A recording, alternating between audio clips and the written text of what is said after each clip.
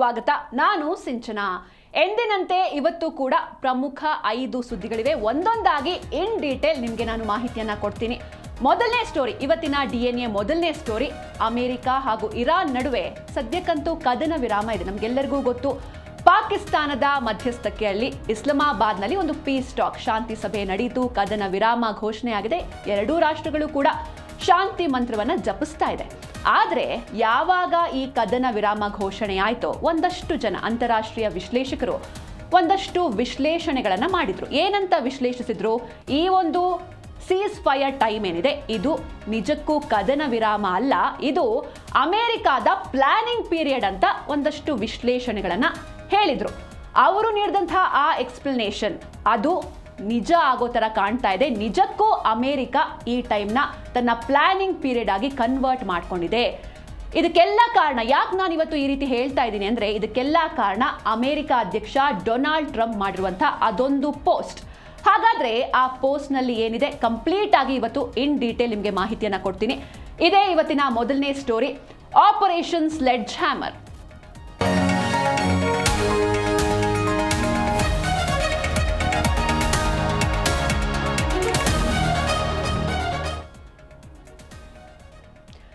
ಇನ್ನು ಅಮೆರಿಕ ಅಧ್ಯಕ್ಷ Donald Trump ಅಂತ ಅಂದ್ರೆ ಮೊದಲನೇದಾಗಿ ನಮ್ಮೆಲ್ಲರಿಗೂ ತಲೆಗೆ ಬರೋದು ಒಂದೇ ವಿಷಯ, ಅಂದ್ರೆ ಅವರ ಸ್ಟೇಟ್ಮೆಂಟ್ಸ್ಗಳು. ದಿನಕ್ಕೊಂದು ಸ್ಟೇಟ್ಮೆಂಟ್ಸ್, ಕ್ಷಣಕ್ಕೊಂದು ನಿಲುವು, ಅಥವಾ ಅವರ ಸ್ಟೇಟ್ಮೆಂಟ್ ಮುಖಾಂತರ ಅಥವಾ ಸೋಷಿಯಲ್ ಮೀಡಿಯಾ ಮುಖಾಂತರ, ಪೋಸ್ಟ್ಗಳ ಮುಖಾಂತರ ಯಾವ ರೀತಿ ಅವರು ಎಚ್ಚರಿಕೆಯನ್ನು ಕೊಡ್ತಾರೆ ತಮ್ಮ ಶತ್ರು ರಾಷ್ಟ್ರಗಳಿಗೆ, ಅದೇ ಫಸ್ಟ್ ತಲೆಗೆ ಬರುತ್ತೆ.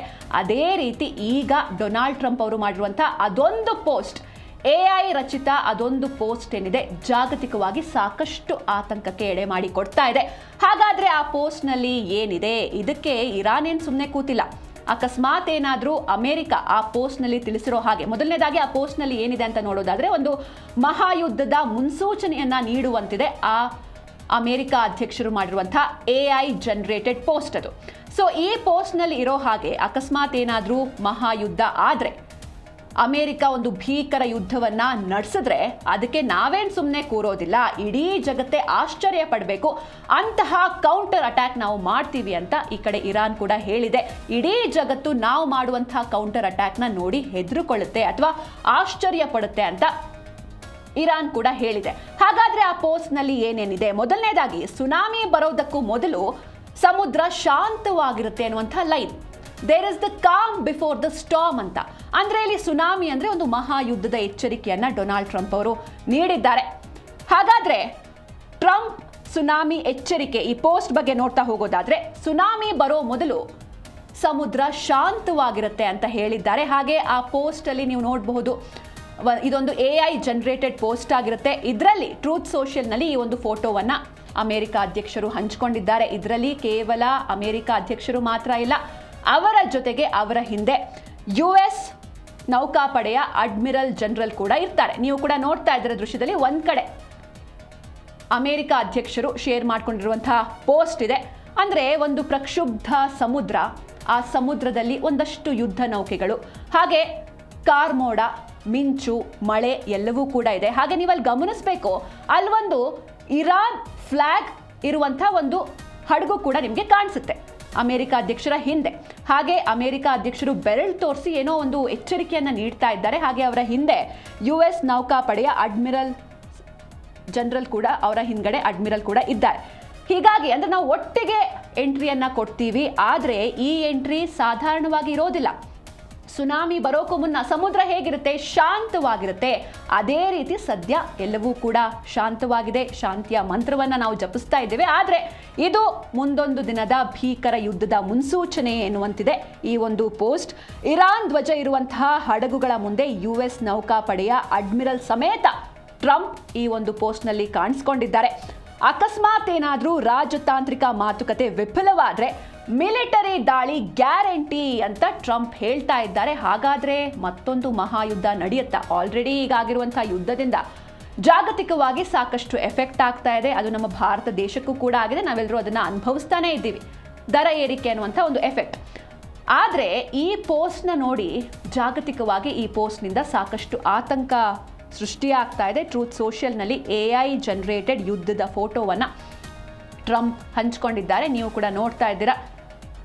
ಹಾಗೆ ಇದು ಇರಾನ್ಗೆ ಕೊಟ್ಟಿರುವಂಥ ಎಚ್ಚರಿಕೆ. ಒಂದು ಕಡೆ ಶಾಂತಿ ಅಂತಲೇ ಮತ್ತೊಂದು ಮಹಾಯುದ್ಧದ ಮುನ್ಸೂಚನೆಯನ್ನು ಟ್ರಂಪ್ ಇಡೀ ಜಗತ್ತಿಗೆ ನೀಡ್ತಾ ಇದ್ದಾರೆ. ಹಂಗಾದ್ರೆ ಇರಾನ್ ಸಂಪೂರ್ಣವಾಗಿ ನಿರ್ನಾಮ ಆಗಬೇಕು ಅನ್ನೋದೇ ಟ್ರಂಪ್ ಅವರ ಗುರಿ. ಯಾವಾಗ ಯುದ್ಧ ಆರಂಭ ಆಗತ್ತೆ ಸ್ವತಃ ಟ್ರಂಪ್ ಅವ್ರಿಗೆ ಗೊತ್ತಿರಲಿಕ್ಕಿಲ್ಲ ಇರಾನ್ ಇಷ್ಟರ ಮಟ್ಟಿಗೆ ಸ್ಟ್ರಾಂಗ್ ಆಗಿ ಕೌಂಟರ್ ಅಟ್ಯಾಕ್ ಮಾಡುತ್ತೆ ಅಂತ. ಬಹುಶಃ ಅವ್ರು ಅನ್ಕೊಂಡಿರ್ಬೋದು ಸ್ಟಾರ್ಟಿಂಗಲ್ಲೇ ಅವ್ರು ಸೋಲ್ತಾರೆ, ಮಂಡಿ ಊರ್ತಾರೆ, ಕಂಪ್ಲೀಟ್ ಆಗಿ ವಶಕ್ಕೆ ಪಡಿಬಹುದು ಅಂತ. ಆದರೆ ಅದು ಆಗಲಿಲ್ಲ. ಹಾಗಾದ್ರೆ ಇರಾನ್ಗೆ ಮುಹೂರ್ತ ಫಿಕ್ಸ್ ಮಾಡಿದ್ಯಾ ಅಮೇರಿಕ ಎನ್ನುವಂಥ ಪ್ರಶ್ನೆಗಳು ಕೂಡ ಮೂಡ್ತಾ ಇದೆ. ಹಾಗಾದ್ರೆ ಆ ಮುಹೂರ್ತ ಯಾವಾಗ ಅಟ್ಯಾಕ್ ಮಾಡೋದಕ್ಕೆ ಶುರು ಮಾಡುತ್ತೆ ಅಮೇರಿಕ, ಎಲ್ಲವನ್ನೂ ನೋಡ್ತಾ ಹೋಗೋಣ. ಸದ್ಯಕ್ಕಂತೂ ಈ ಪೋಸ್ಟ್ ಸಾಕಷ್ಟು ಆತಂಕವನ್ನು ಸೃಷ್ಟಿ ಮಾಡ್ತಾ ಇದೆ. ಇರಾನ್ ಮೇಲೆ ಬೃಹತ್ ಮಿಲಿಟರಿ ದಾಳಿಗೆ ಒಂದು ಕಡೆ ಅಮೇರಿಕ ಹಾಗೆ ಇನ್ನೊಂದು ಕಡೆ ಇಸ್ರೇಲ್ ಜಂಟಿಯಾಗಿ ಸಿದ್ಧತೆಯನ್ನ ನಡೆಸ್ತಾ ಇದೆ. ಈ ಒಂದು ಸಿದ್ಧತೆ ಏನಿದೆ, ಈ ಒಂದು ಮಿಲಿಟರಿ ಕಾರ್ಯಾಚರಣೆ ಏನಿದೆ, ಇದಕ್ಕೆ ಅವ್ರು ಕೊಟ್ಟಿರುವಂಥ ಹೆಸರೇನು ಅಂದರೆ ಆಪರೇಷನ್ ಸ್ಲೆಡ್ಜ್ ಹ್ಯಾಮರ್ ಎನ್ನುವಂಥ ಒಂದು ಹೆಸರನ್ನು ಕೊಟ್ಟಿದ್ದಾರೆ. ಇರಾನ್ ಮೇಲೆ ಬೃಹತ್ ಮಿಲಿಟರಿ ದಾಳಿಗೆ ಅಮೆರಿಕ ಹಾಗೂ ಇಸ್ರೇಲ್ ಜಂಟಿಯಾಗಿ ಸಿದ್ಧತೆಗಳನ್ನು, ನಾನಾಗಲೇ ಹೇಳಿದಾಗ ಇದು ಸೀಸ್ ಫೈರ್ ಅಲ್ಲ, ಇದೊಂದು ಪ್ಲಾನಿಂಗ್ ಪೀರಿಯಡ್ ಆಗಿತ್ತು. ಹಾಗೆ ಈ ರಹಸ್ಯ ಕಾರ್ಯಾಚರಣೆಗೆ ಆಪರೇಷನ್ ಸ್ಲೆಡ್ಜ್ ಹ್ಯಾಮರ್ ಅಂತ ನಾಮಕರಣವನ್ನು ಮಾಡಲಾಗಿದೆ. ಅಮೆರಿಕ ಈ ರೀತಿ ನಾಮಕರಣವನ್ನು ಮಾಡಿದೆ. ಜೊತೆಗೆ ಇಲ್ಲಿ ಇನ್ನೊಂದು ಇಂಪಾರ್ಟೆಂಟ್ ಪಾಯಿಂಟ್ ಅಂದರೆ ಕಾಂಗ್ರೆಸ್ ಅನುಮೋದನೆ ಇಲ್ಲದೆಯೇ ದಾಳಿಯನ್ನು ನಡೆಸೋದಕ್ಕೆ ಟ್ರಂಪ್ ಮಾಸ್ಟರ್ ಪ್ಲಾನ್ನ ಮಾಡ್ತಿದ್ದಾರೆ. ಹಾಗಾದ್ರೆ ಏನಿದು ಕಾಂಗ್ರೆಸ್ ಇಸ್ ನಥಿಂಗ್ ಬಟ್ ಅಮೆರಿಕಾದ ಸಂಸತ್ನ ಯಾವುದೇ ಅನುಮೋದನೆ ಇಲ್ಲದೆಯೇ ದಾಳಿಯನ್ನು ನಡೆಸೋದಕ್ಕೆ ಟ್ರಂಪ್ ಮಾಸ್ಟರ್ ಪ್ಲಾನ್ನ ಮಾಡ್ತಾ ಇದ್ದಾರೆ. ಹಾಗೆ ಇವರ ಗುರಿ ಏನು? ಗುರಿ ಎಲ್ರಿಗೂ ಇಡೀ ಜಗತ್ತಿಗೆ ಗೊತ್ತಿದೆ. ಮೊದಲನೇ ಗುರಿ ಇರಾನ್ನ ಪರಮಾಣು ತಾಣಗಳು, ಇದೇ ಇವರ ಟಾರ್ಗೆಟ್. ಹಾಗೆ ಮಿಲಿಟರಿ ಸೌಕರ್ಯಗಳೇನಿದೆ, ಮೂಲ ಸೌಕರ್ಯಗಳು, ಅದೇ ಅಮೆರಿಕದ ಟಾರ್ಗೆಟ್ ಆಗಿತ್ತು. ನಾವು ಕಳೆದ ವರ್ಷವೂ ಕೂಡ ನೋಡಿದ್ವಿ. ಯಾವಾಗ ಯುದ್ಧ ಆಗುತ್ತೆ, ಇಸ್ರೇಲ್ ಹಾಗೂ ಇರಾನ್ ನಡುವಿನ ಯುದ್ಧ ಕಳೆದ ಬಾರಿ ಒಂದು 10 ರಿಂದ 15 ದಿನ ಯುದ್ಧ ಆಗಿತ್ತು. ಆಗ ಟ್ರಂಪ್ ಅವರು ಶಾಂತಿ ದೂತನ ಪಾತ್ರವನ್ನು ಅಲ್ಲಿ ವಹಿಸಿದ್ರು. ಆಗ ಈ ಯುದ್ಧ ಆರಂಭಕ್ಕೂ ಮುಖ್ಯ ಕಾರಣನೇ ಈ ಪರಮಾಣು ವಿಚಾರ. ಈಗಲೂ ಕೂಡ ಯುದ್ಧ ನಡೀತಾ ಇರೋದು ಅದೇ ವಿಚಾರಕ್ಕಾಗಿ. ಹೀಗಾಗಿ ಆ ಪರಮಾಣು ಸ್ಥಾವರಗಳು, ಪರಮಾಣು ನೆಲೆಗಳು ಹಾಗೂ ಬೇಸಿಕಲ್ಲಿ ಏನೇನು ಮಿಲಿಟರಿ ಪಡೆಗಳಿದೆ ಅದನ್ನೇ ಟಾರ್ಗೆಟ್ ಮಾಡಿದೆ ಅಮೆರಿಕ ಹಾಗೂ ಇಸ್ರೇಲ್ ಈ ಒಂದು ಆಪರೇಷನ್ ಸ್ಲೆಡ್ಜ್ ಹ್ಯಾಮರ್ನಲ್ಲಿ. ಹಾಗೆ ಇದಕ್ಕೆ ಇರಾನ್ ಯಾವ ರೀತಿ ರೆಡಿ ಆಗ್ತಾ ಇದೆ ಅಂತ ನೋಡೋಕ್ಕೂ ಮುನ್ನ ಹಾರ್ಮುಜ್ನಲ್ಲಿ ಇರಾನ್ ಯಾವ ರೀತಿ ತನ್ನ ಕಂಟ್ರೋಲ್ಗೆ ಆ ಹಾರ್ಮುಜ್ನ ತಗೊಳ್ಬೇಕು ಅಂತ ಯಾವ ರೀತಿ ಸಿದ್ಧತೆಗಳನ್ನು ನಡೆಸ್ಕೊಂಡಿದೆ, ಯಾವ ಎಲ್ಲ ಪ್ಲಾನ್ಗಳನ್ನು ಮಾಡ್ಕೊಂಡಿದೆ ಅಂತ ಒಂದೊಂದಾಗಿ ನೋಡ್ತಾ ಹೋಗೋಣ. ಮೊದಲನೇದಾಗಿ ಇರಾನ್ ಟೋಲ್ ವಿಧಿಸೋದಕ್ಕೆ ಮುಂದಾಗಿದೆ. ಅಂದರೆ ಟೋಲ್ ದರ್ಬಾರ್ನ ಮಾಡೋದಕ್ಕೆ ಇರಾನ್ ಮುಂದಾಗಿದೆ. ಹಾರ್ಮುಜ್ನಲ್ಲಿ ಇರಾನ್ನ ಟೋಲ್ ದರ್ಬಾರ್ ಅಂದರೆ ವಿಶ್ವದ ಪ್ರಮುಖ ತೈಲ ಮಾರ್ಗ ಹಾರ್ಮುಜ್ ಜಲಸಂಧಿಯ ಮೇಲೆ ಇರಾನ್ ತನ್ನ ಕಂಪ್ಲೀಟ್ ಕಂಟ್ರೋಲ್ನ ಇಟ್ಕೊಳ್ಬೇಕು ಅನ್ನುವಂಥ ನಿಟ್ಟಿನಲ್ಲಿ ಈ ಒಂದು ಸ್ಟೆಪ್ನ ಇಟ್ಟಿದೆ. ಈ ಮಾರ್ಗದಲ್ಲಿ ಯಾವೆಲ್ಲ ಹಡಗುಗಳು ಮೂವ್ಮೆಂಟ್ ಆಗುತ್ತೆ ಅಥವಾ ಸಂಚರಿಸ್ತವೆ, ಎಲ್ಲ ಹಡಗುಗಳಿಗೂ ಕೂಡ ಒಂದಷ್ಟು ಅಮೌಂಟ್ ಅಂತ ಟೋಲ್ ಶುಲ್ಕವನ್ನು ವಿಧಿಸೋದಕ್ಕೆ ಟೆಹರಾನ್ ಆಲ್ರೆಡಿ ಸಿದ್ಧತೆಗಳನ್ನು ಮಾಡಿಕೊಂಡಿದೆ. ಆದರೆ ತನಗೆ ಯಾವೆಲ್ಲ ದೇಶಗಳು ಸಹಕಾರವನ್ನು ನೀಡುತ್ತವೆ ಅವಕ್ಕೆ ಮಾತ್ರ ಅಲ್ಲಿ ಮುಕ್ತ ಸಂಚಾರಕ್ಕೆ ಅನುವು ಇರುತ್ತೆ. ಆದರೆ ತನ್ನ ಶತ್ರು ರಾಷ್ಟ್ರಗಳು, ಈಗ ಅಮೆರಿಕ ಆಗಿರ್ಬೋದು, ಇಸ್ರೇಲ್ ಆಗಿರ್ಬೋದು, ತನ್ನ ಶತ್ರು ದೇಶಗಳಿಗೆ ಈ ಜಲಸಂಧಿಯ ಹಾದಿ ಸಂಪೂರ್ಣವಾಗಿ ಬಂದ್ ಮಾಡೋದಕ್ಕೆ ಸ್ಕೆಚ್ ಹಾಕೊಂಡಿದೆ. ಹೀಗಾಗಿ ಇರಾನ್ನ ಈ ನಡೆಯಿಂದ ಜಾಗತಿಕವಾಗಿ ಇಂಧನ ಮಾರುಕಟ್ಟೆಯಲ್ಲಿ ತಲ್ಲಣ ಉಂಟಾಗುವಂತಹ ಭೀತಿ ಇದೆ, ತೈಲ ಬೆಲೆ ಏರಿಕೆ ಆಗುವಂತಹ ಭೀತಿ ಇದೆ. ಆಲ್ರೆಡಿ ಈ ಎಲ್ಲ ಎಫೆಕ್ಟ್ಗಳನ್ನು ನಾವು ಇಲ್ಲಿ ನೋಡ್ತಾ ಇದ್ದೀವಿ. ನಮ್ಮ ಭಾರತದಲ್ಲೂ ನಮ್ಮ ಕರ್ನಾಟಕದಲ್ಲೂ ನಾವು ನೋಡಿದ್ವಿ. ಯುದ್ಧ ಆರಂಭವಾದಾಗ ಎಷ್ಟೆಲ್ಲ ಎಫೆಕ್ಟ್ ಆಗಿತ್ತು. ಆಟೋ ಗ್ಯಾಸ್ ಸಿಗ್ತಾ ಇರಲಿಲ್ಲ, ಕಮರ್ಷಿಯಲ್ ಸಿಲಿಂಡರ್ ಸಿಗ್ತಾ ಇರಲಿಲ್ಲ. ಈಗಲೂ ಕೂಡ ಅಭಾವ ಇದೆ. ಜೊತೆಗೆ ಜಾಗತಿಕ ಮಟ್ಟದಲ್ಲೂ ಅಭಾವ ಸೃಷ್ಟಿಯಾಗಿತ್ತು. ಹಾಗೆ ಎಲ್ಲ ದೇಶಗಳಲ್ಲೂ ಕೂಡ ಈ ತೈಲ ಬೆಲೆ ಏರಿಕೆ ಆಗಿತ್ತು. ಹಾಗೆ ನಮ್ಮ ದೇಶದಲ್ಲೂ ನಾವು ನೋಡಿದ್ವಿ, ಮೊನ್ನೆ ಅಷ್ಟೇ ಪೆಟ್ರೋಲ್ ಹಾಗೂ ಡೀಸೆಲ್ ಬೆಲೆ ಏರಿಕೆ ಆಗಿದೆ. ಇದರಿಂದ ಜನರು ತತ್ತರಿಸಿ ಹೋಗ್ತಿದ್ದಾರೆ. ಆದರೆ ಒಂದು ಪಕ್ಷ ಏನಾದರೂ ಇರಾನ್ ಟೋಲ್ನ ವಿಧಿಸೋದಕ್ಕೆ ಶುರು ಮಾಡಿದ್ರೆ ಅಥವಾ ತನಗೆ ಬೇಕಾಗಿರುವಂಥ ತನ್ನ ಜೊತೆ ಯಾರೆಲ್ಲ ಚೆನ್ನಾಗಿದ್ದಾರೆ ಆ ರಾಷ್ಟ್ರಗಳಿಗೆ ಮುಕ್ತ ಸಂಚಾರ, ಹಾಗೆ ಶತ್ರು ರಾಷ್ಟ್ರಗಳಿಗೆ ಅನುಮತಿನೇ ಇಲ್ಲ ಅಂತ ಮಾಡಿದ್ರೆ ಇದು ಜಾಗತಿಕವಾಗಿ ಇನ್ನಷ್ಟು ಇಂಧನ ಕೊರತೆಗೆ ಎಡೆ ಮಾಡಿಕೊಡುತ್ತೆ. ಆಬ್ವಿಯಸ್ಲಿ ಒಂದು ಕಡೆ ಡಿಮ್ಯಾಂಡ್ಗೆ ತಕ್ಕಂತೆ ಸಪ್ಲೈ ಇಲ್ಲ ಅಂತ ಅಂದರೆ ರೇಟ್ ಆಬ್ವಿಯಸ್ಲಿ ಜಾಸ್ತಿ ಆಗ್ತಾನೆ ಹೋಗುತ್ತೆ. ಹೀಗಾಗಿ ಇದು ಜಾಗತಿಕವಾಗಿ ತಲ್ಲಣವನ್ನು ಸೃಷ್ಟಿ ಮಾಡ್ತಾ ಇದೆ. ಹಾಗೆ ಈ ಟೋಲ್ ಕಟ್ಟುವಂಥ ವಿಚಾರಕ್ಕೆ ನಾವು ಬಂದರೆ, ಇಲ್ಲಿ ಈ ಒಂದು ಹಾರ್ಮುಜ್ ಜಲಸಂಧಿ ಅಂತ ಬಂದರೆ ಈ ಟೋಲ್ ವಿಚಾರ ಮೇ ಬಿ ಇರಾನ್ನಲ್ಲಿ ಇಷ್ಟು ದಿನಗಳ ಕಾಲ ಏನು ಯುದ್ಧ ನಡೆದಿದೆ ಆ ಯುದ್ಧದಿಂದ ಇರಾನ್ ಸಾಕಷ್ಟು ಆರ್ಥಿಕವಾಗಿ ಕುಗ್ಗಿ ಹೋಗಿದೆ.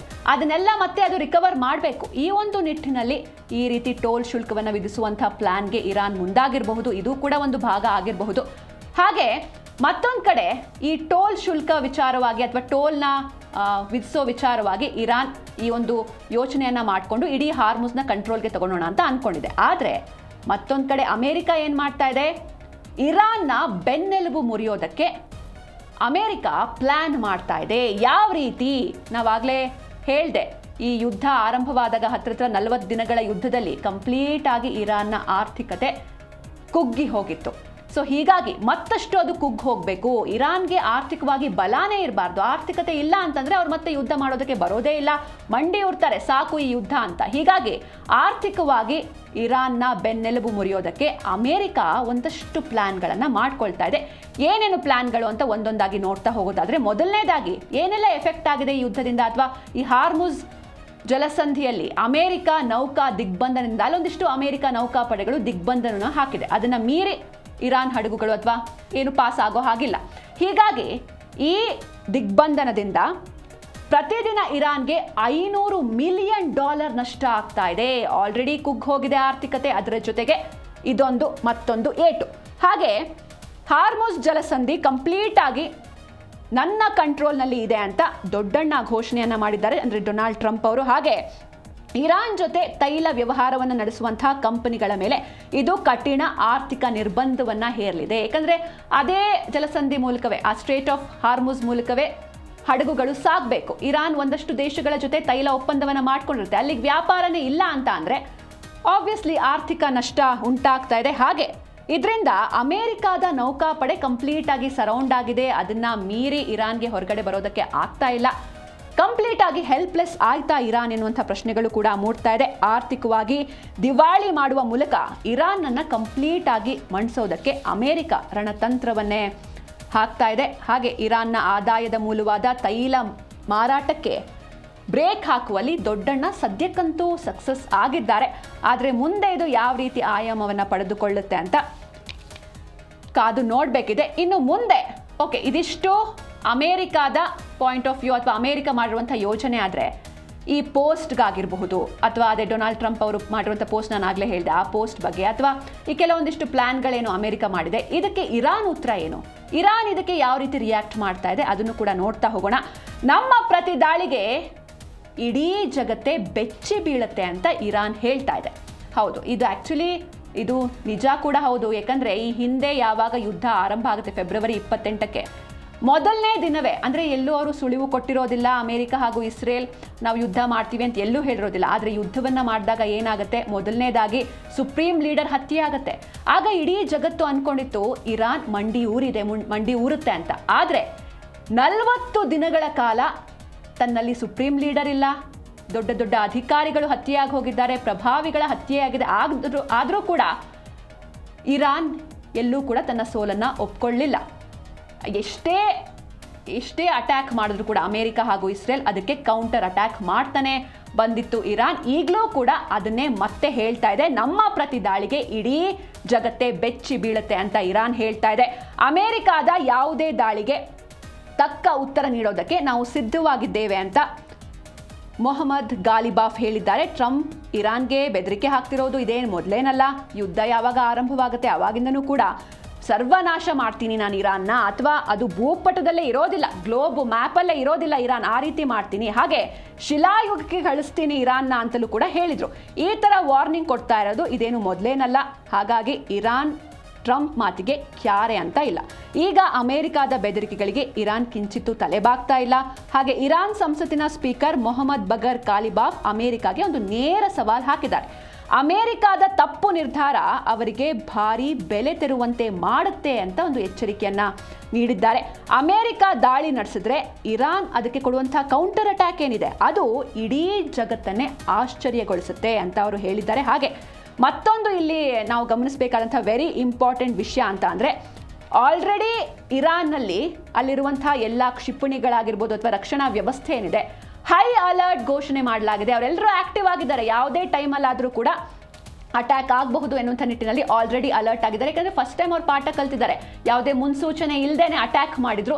ಈಗ ಪೋಸ್ಟ್ ಮೇಲೆ ಪೋಸ್ಟ್ ಹಾಕೊಂಡು ಅಮೆರಿಕ ಅಧ್ಯಕ್ಷರು ಗುಡುಕ್ತಾ ಇದ್ದಾರೆ. ಹೀಗಾಗಿ ಯಾವುದೇ ಟೈಮಲ್ಲಾದರೂ ಅಟ್ಯಾಕ್ ಆಗಬಹುದು ಎನ್ನುವಂಥ ನಿಟ್ಟಿನಲ್ಲಿ ಸರ್ವಸನ್ನದ್ಧರಾಗಿದ್ದಾರೆ ಇರಾನ್ನವರು. ಹೀಗಾಗಿ ಏನಾಗುತ್ತೆ ಏನು ಎತ್ತ ನೋಡಬೇಕು. ಹಾಗೆ ಮತ್ತೊಂದು ಕಡೆ ಏನೋ ಒಂದು ಪೀಸ್ ಟಾಕ್ ನಡೀತು ಪಾಕಿಸ್ತಾನದ ಮಧ್ಯಸ್ಥಿಕೆಯಲ್ಲಿ, ಅದು ಕಂಪ್ಲೀಟ್ ಆಗಿ ಫೇಲ್ಯೂರ್ ಆಗಿದೆ.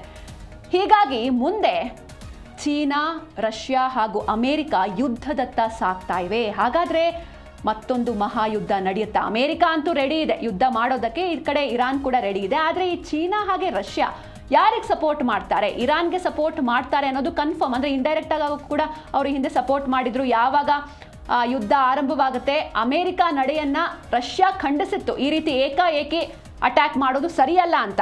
ಇದೀಗ ಪಾಕಿಸ್ತಾನ ಮಧ್ಯಸ್ಥಿಕೆಯಲ್ಲಿ ನಡೆದಂತಹ ಪೀಸ್ ಟಾಕ್ ಸಂಪೂರ್ಣವಾಗಿ ಫೇಲ್ಯೂರ್ ಆಗಿದೆ. ನೆಕ್ಸ್ಟ್ ಇರಾನ್ ನೀಡಿದಂಥ 14 ಪ್ರಸ್ತಾವನೆ ಏನಿತ್ತು ಅದನ್ನು ಶ್ವೇತಭವನ ರಿಜೆಕ್ಟ್ ಮಾಡಿದೆ. ಏನೇನಿತ್ತು ಆ ಪ್ರಸ್ತಾವನೆಯಲ್ಲಿ? ಮೊದಲನೇದಾಗಿ ಈ ಹಾರ್ಮುಸ್ ಜಲಸಂಧಿಯ ಮೇಲೆ ಕಂಪ್ಲೀಟ್ ಕಂಟ್ರೋಲ್ ನಮಗೆ ಇರಬೇಕು, ಹಾಗೆ ಪರಮಾಣು ಶಕ್ತಿಯನ್ನು ನಾವು ಹೊಂದ್ತೀವಿ ಅಂತ ಹೇಳಿದರು. ಬಟ್ ಯುದ್ಧ ಆರಂಭವಾಗಿದೆ ಆ ಕಾರಣದಿಂದ. ಹೀಗಾಗಿ ಕೆಲವೊಂದಿಷ್ಟು ಏನಿತ್ತು ಅವರ ಪ್ರಸ್ತಾವನೆಗಳನ್ನು ಶ್ವೇತಭವನ ಡೈರೆಕ್ಟ್ ಆಗಿ ರಿಜೆಕ್ಟ್ ಮಾಡಿದೆ. ಹಾಗೆ ಲೆಬನಾನ್ ಮೇಲೂ ಕೂಡ ಇಸ್ರೇಲ್ ದಾಳಿ ಮಾಡೋ ಹಾಗೆ ಇಲ್ಲ ಅಂತಲೂ ಹೇಳಿತ್ತು. ಅದು ಯಾವುದು ಕೂಡ ಆಗೋದಿಲ್ಲ ಅಂತ. ಟೋಟಲ್ ಇದೇ ರೀತಿ 14 ಅಂಶಗಳ ಪ್ರಸ್ತಾವನೆ ಏನಿತ್ತು ಎಲ್ಲವೂ ಕೂಡ ರಿಜೆಕ್ಟ್ ಆಗಿದೆ. ಹಾಗೆ ಚೀನಾ ಅಧ್ಯಕ್ಷ ಕ್ಸಿ ಜಿನ್ಪಿಂಗ್ ಹಾಗೂ ಪುಟಿನ್ ಮಹತ್ವದ ಭೇಟಿಯನ್ನ ಕೂಡ ನಡೆಸಿದ್ದಾರೆ. ಹಾಗೆ ಇರಾನ್ ಪರವಾಗಿ ಚೀನಾ ಹಾಗೂ ರಷ್ಯಾ ನಿಲ್ಲುತ್ತಾ ಎನ್ನುವಂಥ ಕುತೂಹಲಗಳು. ಯಾಕಂದರೆ ಇಂಡೈರೆಕ್ಟ್ ಆಗಿ ಸಪೋರ್ಟ್ ಮಾಡಿವೆ, ಕಳೆದ ಬಾರಿಯ ಯುದ್ಧದಲ್ಲೇ ಸಪೋರ್ಟ್ ಸಿಕ್ಕಿದೆ. ಆದರೆ ಈ ಬಾರಿ ಮತ್ತೆ ಮಹಾಯುದ್ಧ ಆದರೆ ಆಗ ಇರಾನ್ ಪರವಾಗಿ ಚೀನಾ ಹಾಗೂ ರಷ್ಯಾ ನಿಲ್ಲುತ್ತಾ ಎನ್ನುವಂಥ ಕುತೂಹಲಗಳು ಮೂಡ್ತಾ ಇದೆ.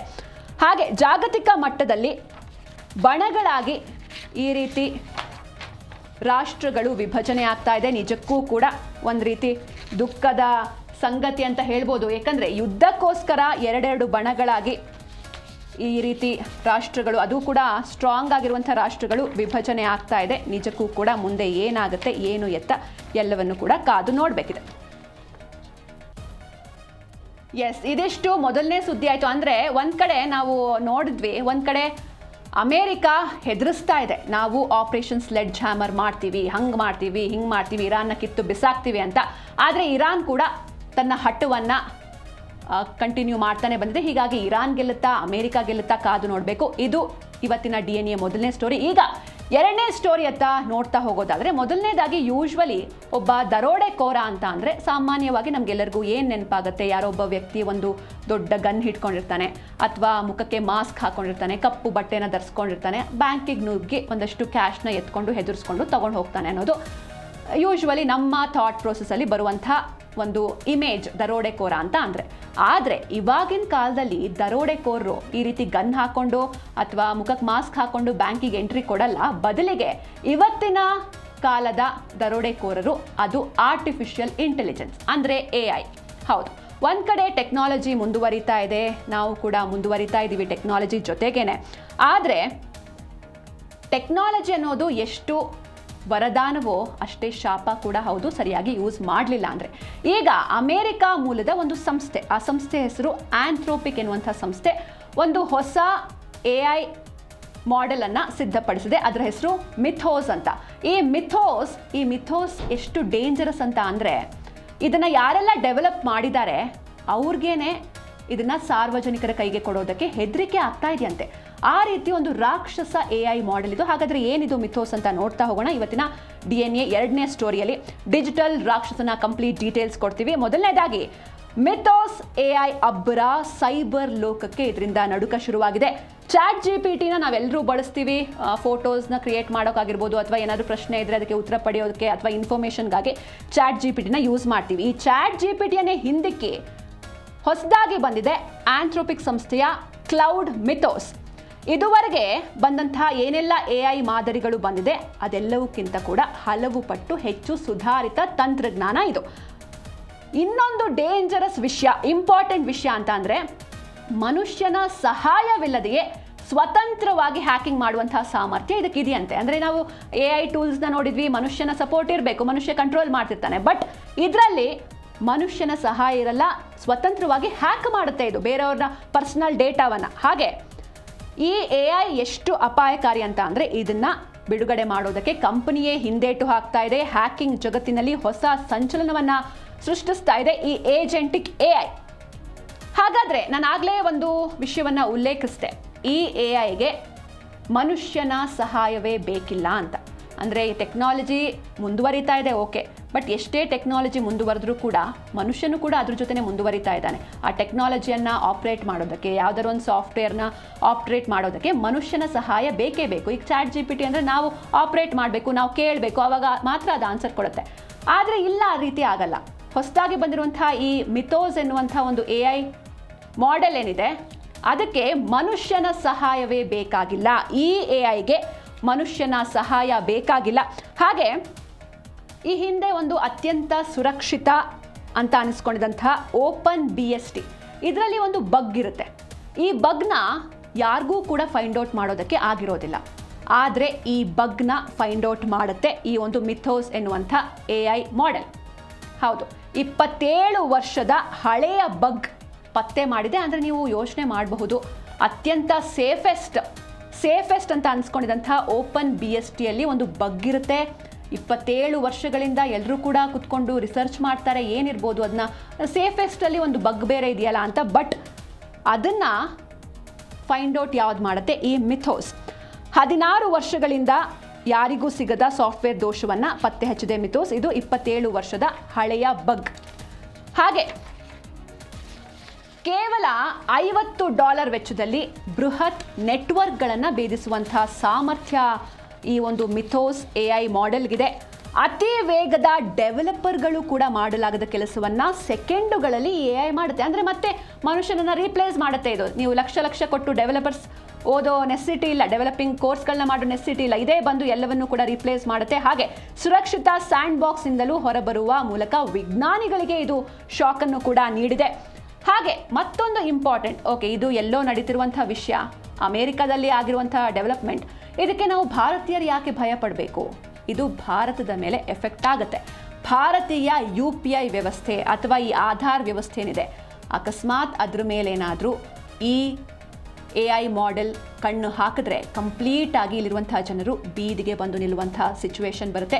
ಆರ್ಥಿಕವಾಗಿ ಕಂಪ್ಲೀಟ್ ಆಗಿ ನಮ್ಮ ಭಾರತ ಕುಗ್ಗಿ ಹೋಗುತ್ತೆ. ಆಲ್ರೆಡಿ ನಾವು ಭಾರತದಲ್ಲಿ ಸೈಬರ್ ಕಳ್ಳರ ಹಾವಳಿ ಜಾಸ್ತಿ ಆಗ್ತಾ ಇದೆ. ಜನರು ಅಂದರೆ ಭಾರತೀಯರು ಹೆಂಗೆ ಅಂದರೆ ಈಸಿಯಾಗಿ ನಾವು ನಂಬಿಡ್ತೀವಿ ಇನ್ನೊಬ್ರನ್ನ.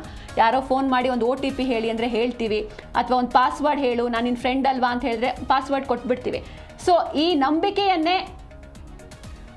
ಬಂಡವಾಳ ಮಾಡಿಕೊಂಡು ಸೈಬರ್ ವಂಚಕರು ಭಾರತವನ್ನು ಲಾಕ್ ಮಾಡ್ತಾ ಇದ್ದಾರೆ. ಭಾರತಕ್ಕೆ ಸೈಬರ್ ಕಂಟಕ ಯಾವ ರೀತಿ ಇದೆ ಅಂತ ಮೊದಲನೇದಾಗಿ ನೋಡ್ತಾ ಹೋಗೋಣ. ಅದಾದಮೇಲೆ ಈ ಮಿಥೋಸ್ ಯಾವ ರೀತಿ ಎಫೆಕ್ಟ್ ಮಾಡುತ್ತೆ ಅಂತ ನೋಡೋಣ.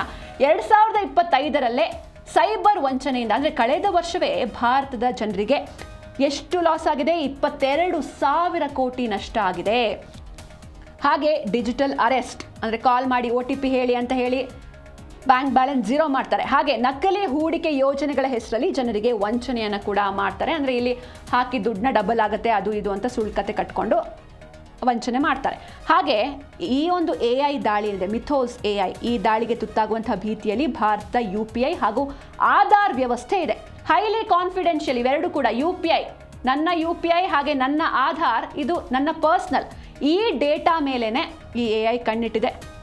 ಪೊಲೀಸರ ಮೇಲಿರುವ ಭಯವನ್ನು ಬಂಡವಾಳ ಮಾಡಿಕೊಂಡಿದ್ದಾರೆ ಸೈಬರ್ ಕಳ್ಳರು. ಹಾಗೆ ಸೈಬರ್ ಅಪರಾಧಗಳಿಂದ ಭಾರತಕ್ಕೆ ಜಾಗತಿಕ ಮಟ್ಟದಲ್ಲಿ ಹೆಚ್ಚು ಅಪಾಯ ಆಗುವಂಥ ಎಲ್ಲ ಮುನ್ಸೂಚನೆ ಕೂಡ ಸಿಗ್ತಾ ಇದೆ. ಹೀಗಾಗಿ ಆದಷ್ಟು ಎಚ್ಚರಿಕೆಯಿಂದ ಇರಬೇಕಾಗತ್ತೆ. ಭಾರತೀಯರ ಭಯ ಅಂದರೆ ಪೊಲೀಸರು ಕಂಡ್ರೆ ಭಾರತೀಯರಿಗೆ ಭಯ ಇರುತ್ತೆ. ನಾವು ಪೊಲೀಸ್ ಸ್ಟೇಷನಿಂದ ಕಾಲ್ ಮಾಡಿದ್ದೀವಿ. ಮೊನ್ನೆ ತಾನೇ ನಾವು ಒಂದು ರೀಸೆಂಟ್ ಕೇಸ್ನ ನೋಡಿದ್ವಿ, ನಿಮ್ಮ ಹೆಸರಲ್ಲೊಂದು ಡ್ರಗ್ ಪಾರ್ಸಲ್ ಬಂದಿದೆ, ಹೀಗಾಗಿ ನಾವು ಮಾದಕ ವಸ್ತು ನಿಗ್ರಹ ದಳದಿಂದ ಕಾಲ್ ಮಾಡಿದ್ವಿ ಅಂತೆಲ್ಲ ಹೇಳಿ ಕಂಪ್ಲೀಟಾಗಿ ಅವ್ರನ್ನ ದೋಚಿದ್ರು. ಸೊ ಹೀಗಾಗಿ ಭಾರತೀಯರ ಒಂದು ನಂಬಿಕೆ ಅಥವಾ ಅವರ ಭಯವನ್ನೇ ಬಂಡವಾಳ ಮಾಡ್ಕೊಳ್ಳೋದಕ್ಕೆ ಬೇರೆ ರಾಷ್ಟ್ರಗಳು ಹೋಗ್ತಾ ಇದೆ. ಹಾಗೆ ಈ ಮಿಥೋಸ್ ತಡೆಯೋದಕ್ಕೆ ಹೈ ಅಲರ್ಟ್ ಘೋಷಣೆ ಮಾಡಲಾಗಿದೆ. ಅಂದರೆ ಕೇವಲ ಭಾರತದಲ್ಲಿ ಮಾತ್ರ ಅಲ್ಲ, ಇದನ್ನು ಕಂಡುಹಿಡಿದವ್ರು ಯಾರು?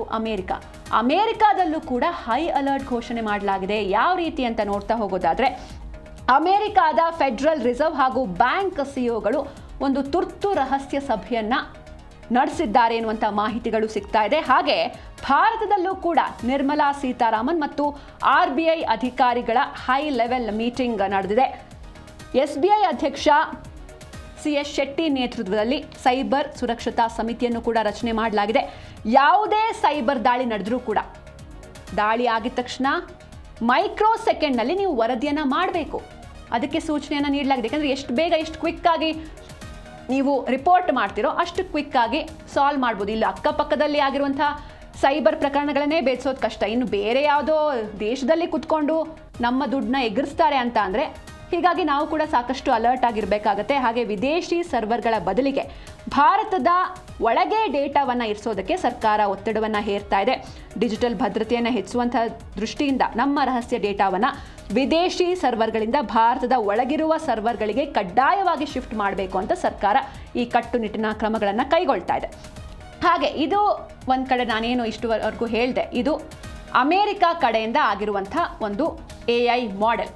ಮಿಥೋಸ್ ಅಂದರೆ ಆಂಥ್ರೋಪಿಕ್ ಎನ್ನುವಂಥ ಸಂಸ್ಥೆ, ಅಮೇರಿಕಾ ಮೂಲದ ಸಂಸ್ಥೆ ಡೆವಲಪ್ ಮಾಡಿರುವಂಥ ಮಿಥೋಸ್ ಎನ್ನುವಂಥ AI ಮಾಡೆಲ್. ಆದರೆ ಇದಕ್ಕೆ ಚೈನಾ ಕೂಡ ಒಂದು ಕೌಂಟರ್ ಅಟ್ಯಾಕ್ನ ಕೊಡ್ತಾ ಇದೆ. ಚೈನಾ ಕಡೆಯಿಂದಲೂ ಕೂಡ ಒಂದು ಇದೇ ರೀತಿ ಡಿಜಿಟಲ್ ಸೇನೆ ರೆಡಿಯಾಗಿದೆ. ಏನದು ಸೇನೆ ಅಂತ ಕ್ವಿಕ್ ಆಗಿ ನೋಡ್ತಾ ಹೋಗೋಣ. ಚೀನಾದ ಡಿಜಿಟಲ್ ಸೇನೆಯಿಂದ AI ದಾಳಿ, ನಾವೇನು ಕಮ್ಮಿ ಇಲ್ಲ, ನೀವು ಅದನ್ನ ಮಾಡ್ತೀರಾ ಅಂದರೆ ನಾವು ಇನ್ನೊಂದು ಸೇನೆನ ರೆಡಿ ಮಾಡ್ತೀವಿ ಅಂತ ಚೀನಾ ಕೂಡ ಮುಂದೆ ಹೆಜ್ಜೆ ಇಡ್ತಾ ಇದೆ. ಮಿಥೋಸ್ಗೆ ಪ್ರತಿಯಾಗಿ ಚೀನಾದಿಂದ ಕೀಹೂ 360 ಎನ್ನುವಂಥ AI ಪಡೆಯೇ ಸಿದ್ಧವಾಗಿದೆ. ಭಾರತದ ಪವರ್ ಗ್ರಿಡ್, ಆಸ್ಪತ್ರೆ ಮತ್ತು ಸರ್ಕಾರಿ ಕಚೇರಿಗಳ ಮೇಲೆ ಚೀನಾ ಕಣ್ಣನ್ನು ಇಟ್ಟಿದೆ. ಹಾಗೆ ಇನ್ನು ಮುಂದೆ ಯುದ್ಧ ನಡೆದ್ರೆ ಶಸ್ತ್ರಾಸ್ತ್ರಗಳನ್ನು ತಗೊಂಡು ವೈರಿ ರಾಷ್ಟ್ರಗಳು ಬರೋದಿಲ್ಲ. ಬದಲಿಗೆ ಕೀಬೋರ್ಡ್ ಮೂಲಕವೇ ಯುದ್ಧವನ್ನು ಮಾಡೋದಕ್ಕೆ ಚೀನಾ ಸ್ಕೆಚ್ಚನ್ನು ಹಾಕ್ತಾ ಇದೆ. ಸೈಬರ್ ದಾಳಿಯಲ್ಲಿ ಭಾರತವನ್ನೇ ಹೆಚ್ಚು ಗುರಿಯಾಗಿಸಿಕೊಂಡಿವೆ ಈ ಒಂದು ನೆರೆ ರಾಷ್ಟ್ರಗಳು. ಡಿಜಿಟಲ್ ಮೂಲಸೌಕರ್ಯವನ್ನು ಹ್ಯಾಕ್ ಮಾಡೋ ಮೂಲಕ ಅಸ್ಥಿರಗೊಳಿಸುವಂಥ ತಂತ್ರವನ್ನು ಇವು ಮುಂದಿಡ್ತಾ ಇದೆ. ಹಾಗಾದರೆ ಅಂದರೆ ನಾವು ಯುದ್ಧ ಅಂತ ಅಂದರೆ ಕೇವಲ ಗಡಿಗಳಲ್ಲಿ ನಡೆಯುತ್ತೆ, ಯೋಧರಿರ್ತಾರೆ, ಒಂದಿಷ್ಟು ವೆಪನ್ಸ್ ಹಾಕ್ಕೊಂಡಿರ್ತಾರೆ ಅಂತ ಅನ್ಕೊತೀವಿ. ಆದರೆ ಇನ್ನು ಮುಂದೆ ಯುದ್ಧದ ಚಿತ್ರಣವೇ ಕಂಪ್ಲೀಟ್ ಆಗಿ ಬದಲಾಗುತ್ತೆ. ಇನ್ನೇನಿದ್ರು ಟೆಕ್ನಾಲಜಿಗಳ ನಡುವಿನ ಯುದ್ಧ, ಕೀಬೋರ್ಡ್ ಮೂಲಕದ ಯುದ್ಧ, ಮೊಬೈಲ್ ಮೂಲಕ ಯುದ್ಧ, ಈ ರೀತಿ ಯುದ್ಧ ನಡೆಯುತ್ತೆ. ಹಾಗಾದರೆ ಜನಸಾಮಾನ್ಯರು ಏನು ಮಾಡಬೇಕು? ಒಂದು ಕಡೆ ಅಮೇರಿಕಾದ ಮಿಥೋಸ್, ಇನ್ನೊಂದು ಕಡೆ ಚೀನಾದ AI ಪಡೆ. ಹಾಗಾದರೆ ಭಾರತೀಯರು ಯಾವ ರೀತಿ ಇರಬೇಕು? ನಮ್ಮ ಖಾತೆಯನ್ನು ನಾವು ಸೇವ್ ಮಾಡ್ಕೊಳ್ಳೋದು ಹೇಗೆ? ಆಲ್ರೆಡಿ ಸೈಬರ್ ವಂಚನೆಗೆ ಭಾರತೀಯರು ಒಳಗಾಗ್ತಾನೆ ಇದ್ದಾರೆ, ಡಿಜಿಟಲ್ ಅರೆಸ್ಟ್ ನಡೀತಾನೆ ಇದೆ. ಇದರಿಂದ ಪಾರಾಗೋದು ಹೇಗೆ? ನಿಮ್ಮ ಬ್ಯಾಂಕ್ ಅಕೌಂಟ್ ಎಷ್ಟು ಸೇಫ್ ಇದೆ? ಇದ್ರ ಬಗ್ಗೆಯೂ ಕೂಡ ನಾವು ನೋಡ್ತಾ ಹೋಗೋಣ. ಭಾರತದ ಬ್ಯಾಂಕ್ಗಳಲ್ಲಿ 9% ಮಾತ್ರ ಸಂವೇದನಾಶೀಲ ಮಾಹಿತಿ ಎನ್ಕ್ರಿಪ್ಟ್ ಆಗಿರುತ್ತೆ. 9% ಮಾತ್ರ ಅಂದರೆ ಎನ್ಕ್ರಿಪ್ಟೆಡ್ ಡೇಟಾ ಸೇಫ್ ಆಗಿರುತ್ತೆ. 9% ಮಾತ್ರ. ಹಳೆಯ ಸಾಫ್ಟ್ವೇರ್ ಹಾಗೂ ಸರ್ವರ್ಗಳನ್ನು ಹೊಂದಿರುವಂತಹ ಸಹಕಾರಿ ಬ್ಯಾಂಕ್ಗಳೇ ಈಸಿ ಟಾರ್ಗೆಟ್, ಯಾಕಂದರೆ ಅಲ್ಲಿ ಎನ್ಕ್ರಿಪ್ಷನ್ ಇರೋದಿಲ್ಲ. ಇನ್ನು ಮುಂದೆ ಬಂದೂಕು ಹಿಡಿದ ದರೋಡೆಕೋರರ ಬದಲಿಗೆ ನಾನು ಆಗಲೇ ಹೇಳಿದಾಗೆ AI ಅಟ್ಯಾಕ್ ಫಿಕ್ಸ್ ಆಗುತ್ತೆ. ನಿಮ್ಮ ಆನ್ಲೈನ್ ಗುರುತು ಮತ್ತು ಡೇಟಾವನ್ನು ಖಾಸಗಿ ಆಗಿ ಇಡೋದು ಅನಿವಾರ್ಯ ಆಗುತ್ತೆ. AI ಅಸ್ತ್ರದ ಮುಂದೆ ಸೈಬರ್ ಹೈಜೀನ್ ಒಂದೇ ಜನಸಾಮಾನ್ಯರಿಗೆ ಇರುವಂಥ ರಕ್ಷಣೆ. ಅಂದರೆ ಸೈಬರ್ ಹೈಜೀನ್ ಅಂದರೆ ಯಾವುದೇ ಕಾರಣಕ್ಕೂ ನೀವು ನಿಮ್ಮ ಡೇಟಾವನ್ನು ಯಾರಿಗೂ ಹೇಳಬಾರ್ದು. ಸ್ಟ್ರಾಂಗ್ ಪಾಸ್ವರ್ಡ್ ಇಡಬೇಕು. ಸುಮ್ಮನೆ ನಿಮ್ಮ ಹೆಸರುಗಳನ್ನ ಇಟ್ಕೊಳೋದು ಅಥವಾ ನಿಮ್ಮ ನಂಬರ್ಗಳನ್ನ ಇಟ್ಕೊಳೋದು ಈ ರೀತಿ ಇಟ್ಕೊಳ್ಳೋ ಹಾಗಿಲ್ಲ. ಒಂದು ಸ್ಟ್ರಾಂಗ್ ಪಾಸ್ವರ್ಡ್ ಇಟ್ಕೊಳ್ಳಿ, ಎನ್ಕ್ರಿಪ್ಟ್ ಮಾಡಿ ಇಟ್ಕೊಳ್ಳಿ. ಯಾವುದೇ ಅನ್ನೋನ್ ಕಾಲ್ಸ್ ಬಂದರೆ ನಿಮ್ಮ ಪರ್ಸನಲ್ ಡೇಟಾವನ್ನು ಹೇಳಬೇಡಿ. ಇನ್ನು ಇವತ್ತಿನ DNA 3ನೇ ಸ್ಟೋರಿ ಕಡೆ ನಾವು ಗಮನವನ್ನು ಹರಿಸೋಣ. ಮೊದಲನೇದಾಗಿ ಈಗ ಪಶ್ಚಿಮ ಬಂಗಾಳ ಅಂತ ಅಂದರೆ ಅಲ್ಲಿ ಒಂದು ಮೇಜರ್ ಡೆವಲಪ್ಮೆಂಟ್ ಆಗಿದೆ. ಎಲೆಕ್ಷನ್ ಆದಮೇಲೆ ಇಷ್ಟು ವರ್ಷಗಳ ಕಾಲ, ಸತತ 15 ವರ್ಷಗಳ ಕಾಲ ದೀದಿ ಆಳ್ವಿಕೆ ಏನಿತ್ತು ಅದಕ್ಕೆ ಕೊನೆಗೂ ಬ್ರೇಕ್ ಬಿದ್ದಿದೆ. ಇದೀಗ BJP ತನ್ನ ಪಾರುಪತ್ಯವನ್ನು ಪಶ್ಚಿಮ ಬಂಗಾಳದಲ್ಲಿ ಸ್ಥಾಪನೆ ಮಾಡಿದೆ. ಸುವೇಂದು ಅಧಿಕಾರಿ ನೇತೃತ್ವದ BJP ಸರ್ಕಾರ ಒಂದಷ್ಟು ಮೇಜರ್ ಚೇಂಜಸ್ನ ಪಶ್ಚಿಮ ಬಂಗಾಳದಲ್ಲಿ ಮಾಡೋದಕ್ಕೆ ಹೊರಟಿದೆ. ಅಂದರೆ ಇಲ್ಲಿವರೆಗೂ ಪಶ್ಚಿಮ ಬಂಗಾಳ ಅಂತಂದರೆ ಒಂದಷ್ಟು ಅಕ್ರಮ ಅಥವಾ ಹಿಂಸಾಚಾರ, ಗದ್ದಲ, ಗುದ್ದಾಟ ಇವೆಲ್ಲವೂ ಇತ್ತು. ಆದರೆ ಹಿಂದೆ ಇದ್ದಂತಹ ಪಶ್ಚಿಮ ಬಂಗಾಳವನ್ನು ಕಂಪ್ಲೀಟಾಗಿ ಚೇಂಜ್ ಮಾಡ್ತೀವಿ ಅಂತ BJP ಸರ್ಕಾರ ಶಪಥವನ್ನು ಮಾಡಿದೆ. ಹೀಗಾಗಿ ಒಂದಷ್ಟು ಸರ್ಜರಿಗಳನ್ನು ಮಾಡ್ಕೊಳ್ತಾ ಬರ್ತಾ ಇದೆ. ಮೊದಲನೇದಾಗಿ 243 ಅಧಿಕಾರಿಗಳೇನಿದ್ರು ಅವರಿಗೆ ಗೇಟ್ ಪಾಸ್ ನೀಡಲಾಗಿದೆ. ಹಾಗೆ ಮಮತಾ ಬ್ಯಾನರ್ಜಿ ಅವರ ನೆರಳಿನಲ್ಲಿ ಬೆಚ್ಚಗಿದ್ದಂಥ ಒಂದಿಷ್ಟು ಭ್ರಷ್ಟ ಅಧಿಕಾರಿಗಳು ಕೂಡ ಬ್ರೇಕ್ ಹಾಕಿದ್ದಾರೆ. ಇದು ಇವತ್ತಿನ 3ನೇ ಸ್ಟೋರಿಯಲ್ಲಿ ನೋಡ್ತಾ ಹೋಗೋಣ. ಮೊದಲನೇದಾಗಿ ಬ್ಯೂರೋಕ್ರಸಿಗೆ ಸರ್ಜರಿ. 243 ಅಧಿಕಾರಿಗಳು ವಜಾ ಆಗಿದ್ದಾರೆ. ಆಡಳಿತವನ್ನು ಶುದ್ಧೀಕರಿಸೋದಕ್ಕೆ CM ಸುವೇಂದು ಅಧಿಕಾರಿ ಕಠಿಣ ಕ್ರಮಗಳನ್ನು ಕೈಗೊಂಡಿದ್ದಾರೆ. ರಿಟೈರ್ಮೆಂಟ್ ಆಗಿದೆ, ನಿವೃತ್ತಿಯ ನಂತರವೂ ಕೂಡ ಅದೇ ಹುದ್ದೆಯಲ್ಲಿ ಅಂಟ್ಕೊಂಡಿದ್ರು ಇವರು, ಹಳೆ ಆಲದ ಮರದ ಥರ. ಅವ್ರನ್ನೆಲ್ಲರೂ ಕೂಡ 243 ಅಧಿಕಾರಿಗಳನ್ನು ವಜಾ ಮಾಡಲಾಗಿದೆ. ಇದರಿಂದ ಹೊಸಬ್ರಿಗೂ ಕೂಡ ಅವಕಾಶ ಸಿಗುತ್ತೆ. IAS IPS ಅಧಿಕಾರಿಗಳಿಗೆ ಕೇಂದ್ರ ಸರ್ಕಾರದ ತರಬೇತಿಯನ್ನು ಕಡ್ಡಾಯ ಮಾಡಲಾಗಿದೆ. ಈ ಹಿಂದೆ ಈ ರೂಲ್ಸ್ ಇರಲಿಲ್ಲ. ಅಂದರೆ ಕಂಪ್ಲೀಟ್ ಆಗಿ TMC ಏನಿತ್ತು ಸರ್ಕಾರ, ಕೇಂದ್ರ ಸರ್ಕಾರದ ಜೊತೆ ಯಾವುದೇ ಒಳ್ಳೆಯಾದಂತಹ ಸಂಬಂಧವನ್ನು ಇಟ್ಕೊಂಡೇ ಇರಲಿಲ್ಲ. ಆದರೆ ಈಗ BJP IAS ಹಾಗೂ IPS ಅಧಿಕಾರಿಗಳಿಗೆ ಕೇಂದ್ರ ಸರ್ಕಾರದ ತರಬೇತಿ ಕಡ್ಡಾಯ ಅಂತ ಹೇಳ್ಕೊಂಡಿದೆ. ಹಾಗೆ ಈ ಹಿಂದೆ ವೆಸ್ಟ್ ಬೆಂಗಾಲ್ ಯಾಕೆ ಡೆವಲಪ್ ಆಗಿಲ್ಲ ಅನ್ನೋದಕ್ಕೆ ಇದು ಒಂದು ರೀಸನ್. ಯಾಕಂದರೆ ಕೇಂದ್ರ ಸರ್ಕಾರದ ಟ್ರೈನಿಂಗ್ ಇರ್ತಾ ಇರಲಿಲ್ಲ, ಅವ್ರ ಜೊತೆ ಲಿಂಕ್ ಇರ್ತಿರಲಿಲ್ಲ, ಕಾಂಟ್ಯಾಕ್ಟ್ ಇರ್ತಾ ಇರಲಿಲ್ಲ. ಹಾಗೆ ಕೇಂದ್ರ ಮತ್ತು ರಾಜ್ಯದ ನಡುವಿನ ಆಡಳಿತಾತ್ಮಕ ಕಂದಕವನ್ನು, ಆ ಗ್ಯಾಪ್ ಏನಿದೆ ಅದನ್ನು ಮುಚ್ಚೋದಕ್ಕೆ ಮಾಸ್ಟರ್ ಪ್ಲಾನ್ ಮಾಡಲಾಗಿದೆ. ದಶಕಗಳಿಂದ ಜಡತ್ವ ಹೊಂದಿದ್ದ ಬಂಗಾಳದ ಬ್ಯೂರೋಕ್ರಸಿಯಲ್ಲಿ ಹೊಸ ಸಂಚಲನ. ಅದೇ ಹಳಬ್ರು, ಹಳೆ ಆಲದ ಮರ, ನಾನು ಆಗಲೇ ಹೇಳ್ದಾಗೆ ಅವರನ್ನೇ ಕಂಟಿನ್ಯೂ ಮಾಡ್ಕೊಂಡು ಹೋಗ್ತಾ ಇದ್ರು, ರಿಟೈರ್ಮೆಂಟ್ ಆದರೂ ಕೂಡ. ಹೀಗಾಗಿ ಅವ್ರನ್ನೆಲ್ಲ ಕಿತ್ತು ಬಿಸಾಕಿದ್ದಾರೆ. ಈಗ ಹೊಸಬ್ರು ಎಂಟ್ರಿ ಕೊಡುವಂಥ ಅವಕಾಶ. ಹಾಗೆ ಮತ್ತೊಂದು ಮೇಜರ್ ವಿಷಯ, ಇಂಪಾರ್ಟೆಂಟ್ ವಿಷಯ ಅಂತಂದರೆ, ಈಗ ಕರ್ನಾಟಕ ಅಂತ ಅಂದರೆ ವಿಧಾನಸಭೆ ಕಲಾಪ ನಡೀತಾ ಇರಬೇಕಾದ್ರೆ ನಮ್ಮೆಲ್ಲರಿಗೂ ಕೂಡ ಲೈವ್ ಸ್ಟ್ರೀಮಿಂಗ್ ಇರುತ್ತೆ. ಅಲ್ಲಿ ನಮ್ಮ ಶಾಸಕರು, ನಾವು ಎಲೆಕ್ಟ್ ಮಾಡಿರುವಂತಹ ಶಾಸಕರು ನಮ್ಮ ಜಿಲ್ಲೆಯ ಪರವಾಗಿ, ನಮ್ಮ ಊರಿನ ಪರವಾಗಿ ಏನೆಲ್ಲ ಹೇಳ್ತಾರೆ, ಏನೆಲ್ಲ ವಿಷಯಗಳನ್ನ ಚರ್ಚೆ ಮಾಡ್ತಾರೆ ಅನ್ನೋದು ನಮಗೆ ಲೈವ್ ಆಗಿ ಗೊತ್ತಾಗುತ್ತೆ. ಬಟ್ ವೆಸ್ಟ್ ಬೆಂಗಾಲಲ್ಲಿ ಆ ರೀತಿ ಇರಲಿಲ್ಲ, ಯಾವುದೇ ರೀತಿ ಲೈವ್ ಸ್ಟ್ರೀಮಿಂಗ್ ಇರಲಿಲ್ಲ. ಈಗ ಮಹತ್ವದ ಚೇಂಜ್ ಆಗಿದೆ. ಸುವೇಂದು ಅಧಿಕಾರಿ ಅವರು ಈ ಒಂದು ಮಹತ್ವದ ಚೇಂಜ್ನ ಮಾಡಿದ್ದಾರೆ. ವಿಧಾನಸಭೆ ಕಲಾಪ ನೇರ ಪ್ರಸಾರ ಇನ್ಮುಂದೆ ಸಿಗುತ್ತೆ. ಇದರಿಂದ ಆಡಳಿತದಲ್ಲಿ ಒಂದು ರೀತಿ ಟ್ರಾನ್ಸ್ಪರೆನ್ಸಿ, ಅಲ್ಲೇನು ನಡೆಯುತ್ತೆ ಅಂತ ಇಲ್ಲಿ ಕುತ್ಕೊಂಡು ಮನೆಯಲ್ಲಿ ಕುತ್ಕೊಳ್ಳೋರಿಗೆ ಗೊತ್ತಾಗುತ್ತೆ. ಹಾಗೆ ಇದು ಪಶ್ಚಿಮ ಬಂಗಾಳ ವಿಧಾನಸಭೆಯ ಇತಿಹಾಸದಲ್ಲೇ ಮೊದಲ ಬಾರಿಗೆ ಲೈವ್ ಟೆಲಿಕಾಸ್ಟ್ ನಡೆಯುತ್ತೆ. ಹೀಗಾಗಿ ಜನಪ್ರತಿನಿಧಿಗಳು ಯಾವ ರೀತಿ ಬಿಹೇವ್ ಮಾಡ್ತಾರೆ, ನಾವು ಎಲೆಕ್ಟ್ ಮಾಡಿರುವಂತಹ ಜನಪ್ರತಿನಿಧಿಗಳು ನಮ್ಮ ಜಿಲ್ಲೆಗಾಗಿ, ನಮ್ಮ ಊರಿಗಾಗಿ ಯಾವ ರೀತಿ ಅಲ್ಲಿ ಧ್ವನಿಯನ್ನು ಎತ್ತಾರೆ, ಅದು ಜನರಿಗೂ ಕೂಡ, ನಾಗರಿಕರಿಗೆ ಗೊತ್ತಾಗುತ್ತೆ ಅನ್ನುವಂಥ ಕಾರಣಕ್ಕೆ CM ಮಹತ್ವದ ನಿರ್ಧಾರವನ್ನು ಕೈಗೊಂಡಿದ್ದಾರೆ. BJPಯ ರತೀಂದ್ರ ಬೋಸ್ ಬಂಗಾಳ ವಿಧಾನಸಭೆಯ ನೂತನ ಸ್ಪೀಕರ್ ಆಗಿ ಆಯ್ಕೆಯಾಗಿದ್ದಾರೆ. ಇದರ ಜೊತೆಗೆ ಸದನದಲ್ಲಿ ಆರೋಗ್ಯಕರ ಚರ್ಚೆಗೆ ಬಲಿಷ್ಠ ವಿರೋಧ ಪಕ್ಷದ ಅಗತ್ಯ ಇದೆ ಅಂತ ಸುವೇಂದು ಅಧಿಕಾರಿ ಹೇಳಿದ್ದಾರೆ. ಸಂವಿಧಾನದ ಚೌಕಟ್ಟಿನಲ್ಲಿ ಸದನವನ್ನು ಮುನ್ನಡೆಸೋದಕ್ಕೆ ಈ ಒಂದು ಪಾರದರ್ಶಕ ವ್ಯವಸ್ಥೆಯನ್ನು ಜಾರಿ ಮಾಡಲಾಗಿದೆ. ಅಂದರೆ ಜಸ್ಟ್ ಇಮ್ಯಾಜಿನ್ ಮಾಡ್ಕೊಳ್ಳಿ, ಇಲ್ಲಿವರೆಗೂ ಕೂಡ ಎಷ್ಟು ಹಿಂದೆ ಉಳಿದಿದ್ದಾರೆ ವೆಸ್ಟ್ ಬೆಂಗಾಲ್ನ ಜನರು. ಅಂದರೆ ತಾವು ಎಲೆಕ್ಟ್ ಮಾಡಿರುವಂಥ ಶಾಸಕರು ತಮ್ಮ ಕಾಳಜಿ ಬಗ್ಗೆ ಏನು ಮಾತಾಡ್ತಾರೆ ಕಲಾಪದಲ್ಲಿ ಅನ್ನೋದು ಕೂಡ ಅವರಿಗೆ ಗೊತ್ತಾಗ್ತಾ ಇರಲಿಲ್ಲ, ಅಷ್ಟರ ಮಟ್ಟಿಗೆ ಹಿಂದೆ ಉಳಿದಿದ್ರು. ಹಾಗೆ ದಶಕದ ಅಟ್ಟಹಾಸಕ್ಕೆ ಬ್ರೇಕ್, ಜೈಲು ಸೇರಿದ್ದಾರೆ ದೀದಿ ಆಪ್ತರು. ಹೌದು, ಮಮತಾ ಬ್ಯಾನರ್ಜಿ ಅವರ ನೆರಳಿನಲ್ಲಿ ಬೆಚ್ಚಗೆ ಇದ್ದಂಥವರು, ಏನೇ ಆದರೂ ಬಿಡಿ ನಮ್ಮ ಮುಂದೆ ದೀದಿ ಇದ್ದಾರೆ, ನಮ್ಮನ್ನ ಸೇವ್ ಮಾಡ್ತಾರೆ ಅಂತ ಬೆಚ್ಚಗೆ ಇದ್ದಂಥ ಯಾರೆಲ್ಲ ಅಧಿಕಾರಿಗಳಿದ್ರು, ಭ್ರಷ್ಟ ಅಧಿಕಾರಿಗಳು, ಅವರೆಲ್ಲರಿಗೂ ಕೂಡ ಗೇಟ್ ಪಾಸ್, ಅಂದರೆ ಅವರೆಲ್ಲರಿಗೂ ಕೂಡ ಒಂದು ಕಠಿಣ ಕಾನೂನು ಜಾರಿ ಆಗ್ತದೆ, ಅಥವಾ ಅವ್ರ ಮೇಲೆ ಇಡಿ ದಾಳಿ ನಡೀತಾ ಇದೆ, ಕೆಲವರು ಅರೆಸ್ಟ್ ಆಗಿದ್ದಾರೆ. ಅದೆಲ್ಲವನ್ನು ಕೂಡ ನೋಡ್ತಾ ಹೋಗೋಣ. ಯಾರೆಲ್ಲ ಅರೆಸ್ಟ್ ಆಗಿದ್ದಾರೆ, ಯಾರ ಮೇಲೆ ಇಡಿ ದಾಳಿ ಆಗಿದೆ, ಏನೆಲ್ಲ ಈ ತನಿಖೆಯಿಂದ ಏನೆಲ್ಲ ವಿಚಾರಗಳು ಗೊತ್ತಾಗ್ತಾ ಇದೆ, ಎಲ್ಲವೂ ಕೂಡ ಒಂದೊಂದಾಗಿ ನೋಡ್ತಾ ಹೋಗೋಣ. ಇನ್ನು ಉದ್ಯೋಗ ಹಗರಣದ ಆರೋಪದಲ್ಲಿ, ಅದು ಕೂಡ ಕೋಟಿ ಉದ್ಯೋಗ ಹಗರಣದ ಆರೋಪದಲ್ಲಿ ಮಾಜಿ ಸಚಿವ ಸುಜಿತ್ ಬೋಸ್ ಇವರನ್ನ ಇಡಿ ಅರೆಸ್ಟ್ ಮಾಡಿದೆ. ಹಾಗೆ ಹೌರಾದ TMC ಮುಖಂಡ ಶಮಿ ಅಹಮದ್ ನಿವಾಸದ ಮೇಲೆ ದಾಳಿಯಾಗಿದೆ. ಈ ಒಂದು ದಾಳಿಯ ಟೈಮ್ನಲ್ಲಿ ಒಂದು ರಹಸ್ಯ ಫ್ಲ್ಯಾಟ್, ಹಾಗೆ ಒಂದು ರಹಸ್ಯ ಕೋಣೆ ಇರೋದು ಕೂಡ ಪತ್ತೆಯಾಗುತ್ತೆ. ಹಾಗೆ ಒಡಿಸ್ಸಾದಲ್ಲಿ ಅಡಗಿದ್ದ TMC ನಾಯಕ ನಾರಾಯಣ್ ರಂಜಿತ್ನನ್ನ ಅರೆಸ್ಟ್ ಮಾಡಲಾಗಿದೆ.